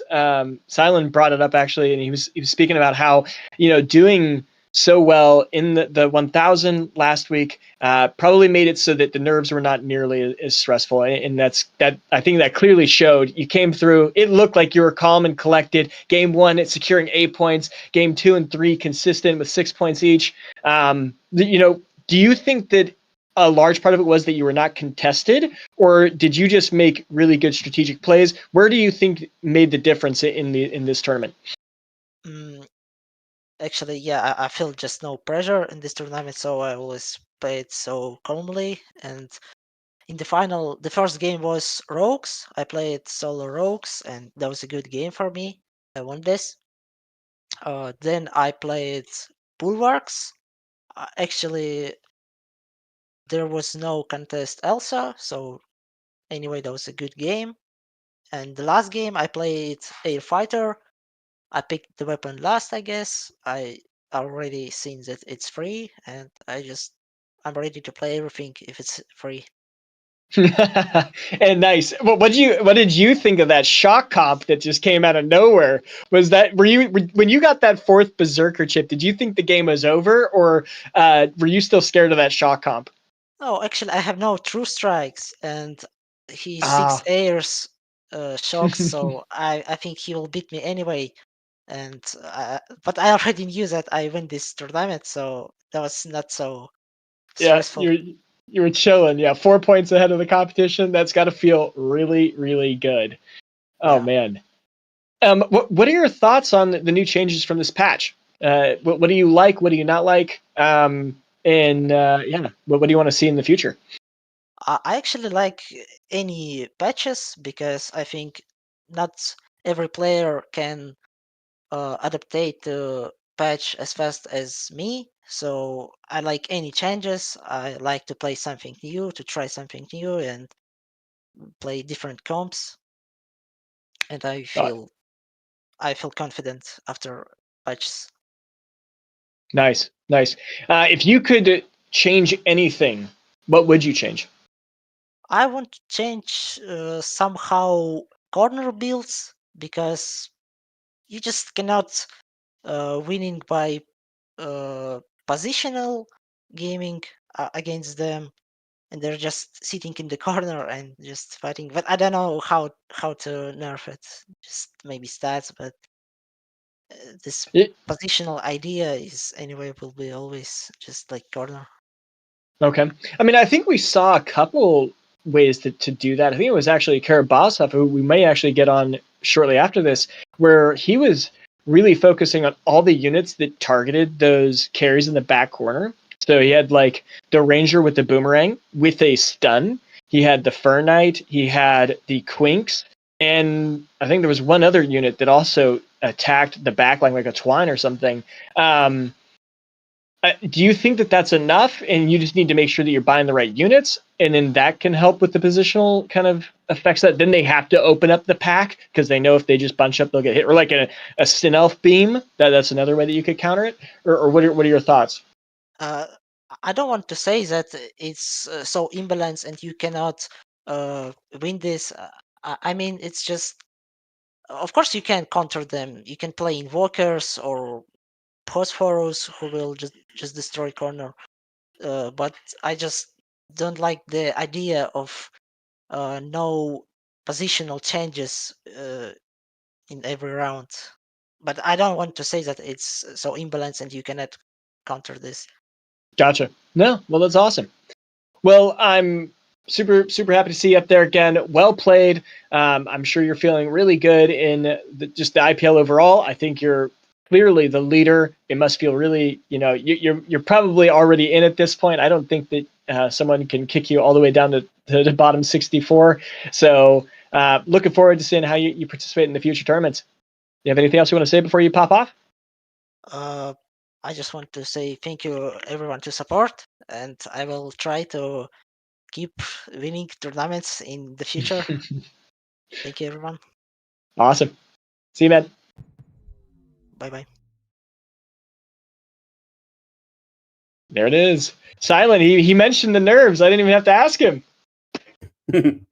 Yeah, once you get a major, like, crazy accomplishment like that IPL 1000 victory, the second one and third one always seem to come easier, to say the least. For sure, 100%. It looks like we got Karabasa in here. If that's correct. I'm sure we'll be talking to him in just a moment. Mhm. But oh, he's here already. All right, awesome. Oh, hello. Congrats. Congrats, getting top 4. I think it's popping over here. Yeah, I lose tie for third position. Yeah, it was a crazy final match there. You managed to win game 2. I want to dive into that specifically. This is your first time making it to the IPL finals. Is that correct? I don't remember, but it's my first time when I loot some money as well. Okay, yep. So congrats. That's got to feel really good. So game 2, you managed to secure that victory. What do you think was the main reason that you were able to win that? I think it was a road comp, if I remember correctly, right? I think I win second game because Moods is not contestable in second game, and I win this. Nice. Okay, so it's all about choosing your comp and stuff. So when you were choosing this, did you pick your weapon before everyone else, or did you wait until everyone had already select weapons and then you picked yours? I wait 10 seconds and pick weapon. Just I see so it's not insta-pickable for other players, and I picked. Okay, well that's awesome. How has your training cycle been going in here? I see you're not affiliated with the guild, so do you play with anyone else? Do you train with anyone, or have you just been solo grinding this the whole time? No, I'm just playing ranked. Yeah, just grinding the ranked. Awesome. And how long have you been doing this? How long have you been in the Illuvium community? 2 months, I think. Say that one more time. What? How many months? Sorry, that didn't come through on me. 2 months. 2 months. Only 2 months, and this guy is up here creaming everyone. Makes me sad to even call myself a past player. Well done. What's your background? Where are you coming from? I'm from Latvia, Riga. Okay. That I just want to say what I play this game when it's released in beginning, and oh oh I earning $100 when I what. So just like it this game. nice. Well, that's awesome. I mean, winning money playing a game, I think that's a dream for many of us. So that's awesome. But what games did you play before you came into Illuvium? I played Dota, CS, Warcraft. So All right. That's all. Okay. Yeah, well, he's got the major ones that correlate with Illuvium. So obviously, this sounds like a great game for you, and I'm happy to see you in this finals, making top four. That's a crazy tiebreaker, by the way. And also, I think Yes. was your comp? Did you have the boomerang in game 3? Was that you? Boomerang with Yeah. shot? Yeah. But was that you? No, it's not me. I'm Oh, okay. was on Psion Bulwark. Oh, okay. Oh, Or yeah. You were doing the Scion Bulwark. Yeah, we did. Or we didn't. Cyan Earth, Upsan. Yep, Scion Shield. Yeah. Dang, we Yes. didn't get to see you, unfortunately, too much in game 3. Feel really kind of bad about that now. I wish I could have seen more of your game. Well, hopefully we'll be able to see you next time, and it'd be great to see how that plays out. You have anything else you want to say before you head off? No, thanks for my friends for um, um, Reporting? for support me. That's all, I think. Sweet. Well, Thanks for congrats. game, guys. Thanks for game. Congratulations, Imafisha. I give a Very shout out good to game from him. that's awesome. Yeah, I think you're the first person who's congratulated other people in there. I like that about a player. Good sportsmanship. Awesome, man. Well, you have a great night, and pop off. Goodbye. Sweet. You love to see it. Such nice people here in the Illuvium community. Very likable. And all of them always keen to destroy cavemen when they say how long they have been playing the game. Okay, don't act like it didn't hurt you too, Paz. You're like, oh, 2 months. Are you? Calling himself an Kiribazov in ex-player particular, already. With Kiribazov, they've absolutely been grinding. Like, and if there is a community tournament or a community event, I feel like they're always there. It doesn't matter how big or how small, they're always there. And ranked, I'm always running into them. They're playing so much, and I'm happy to see that grind, especially when not being affiliated with a guild and having the traditional, I guess, like group of peers that you can train with. Being able to do that all by yourself is incredible. So nicely done. Yeah, I mean, there are 3 great players right there that the guilds need to go scout out. Like, I mean, who's going to scoop them up? You got some key players. You need to start offering some deals, some contract. Yep. That's it. Maybe I'm gonna offer some discs or some profile pictures. Maybe maybe that's enough. We don't have the huge budget to build a pro team yet, but that might be something for the future, right? We're still in season 1 right here in Illuvium, and this is just the beginning. Maybe we're gonna have those more really sponsored players as well in the future. Yeah, we're still in the guild phase. Just wait until eventually like teams look for to pick people up, because that is the beauty about Illuvium, that technically this is just an individual 1-person game. It's not a mandatory thing that you have to sign like 5-6 players. No, you can sign one and have an impact. Definitely. Like, just buying I'm a fishy right now out of hype into another guild would put you on top of the list suddenly. So yeah, I can't wait for like the classic esports scene a little bit more to arrive in Illuvium, but it's also cool to be here early as we all are. This is still open beta, right? There is still new sets coming out, which, for example, could also counter corner compositions. There is mobile coming out. There is translations for the game coming out. Maybe a rework a little bit to the hexes, how you can position, so that would maybe also counter a little bit the corner compositions. And there's so much more to come. The MMO Lite is being developed right now, and we already have our competitive esports scene right now. And soon we're going to have our World Championship in December. So yeah, really cool now and really cool things coming. I can't wait. Yes, sir.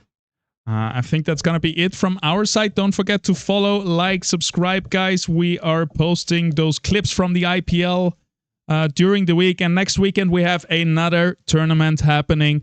The last IPL 250 next weekend. And after that, we're going to go into 500, into 1000, into the World Championship. So, yeah, big stuff coming. Yes, sir. Crazy. Big shout out to the Illuvium team for this great game and also for the frequent updates. The patches have been great. I can't wait for the next ones. Big shout out to the backend team, Quantz and Erika, and also Tholki. Big shout out to my co-casters right here, Silent and Caveman. You can find them both on YouTube and in the Discord, obviously. You can always reach out to them and to us and everyone from us. And yeah, with that, we're going to call it. We'll see you next weekend. Thank you again for tuning in. Big shout out to you out there, the viewers and the players. We're going to be back with another one next weekend. Until then, take it easy, everyone. We'll see you then. Have a good one. Bye.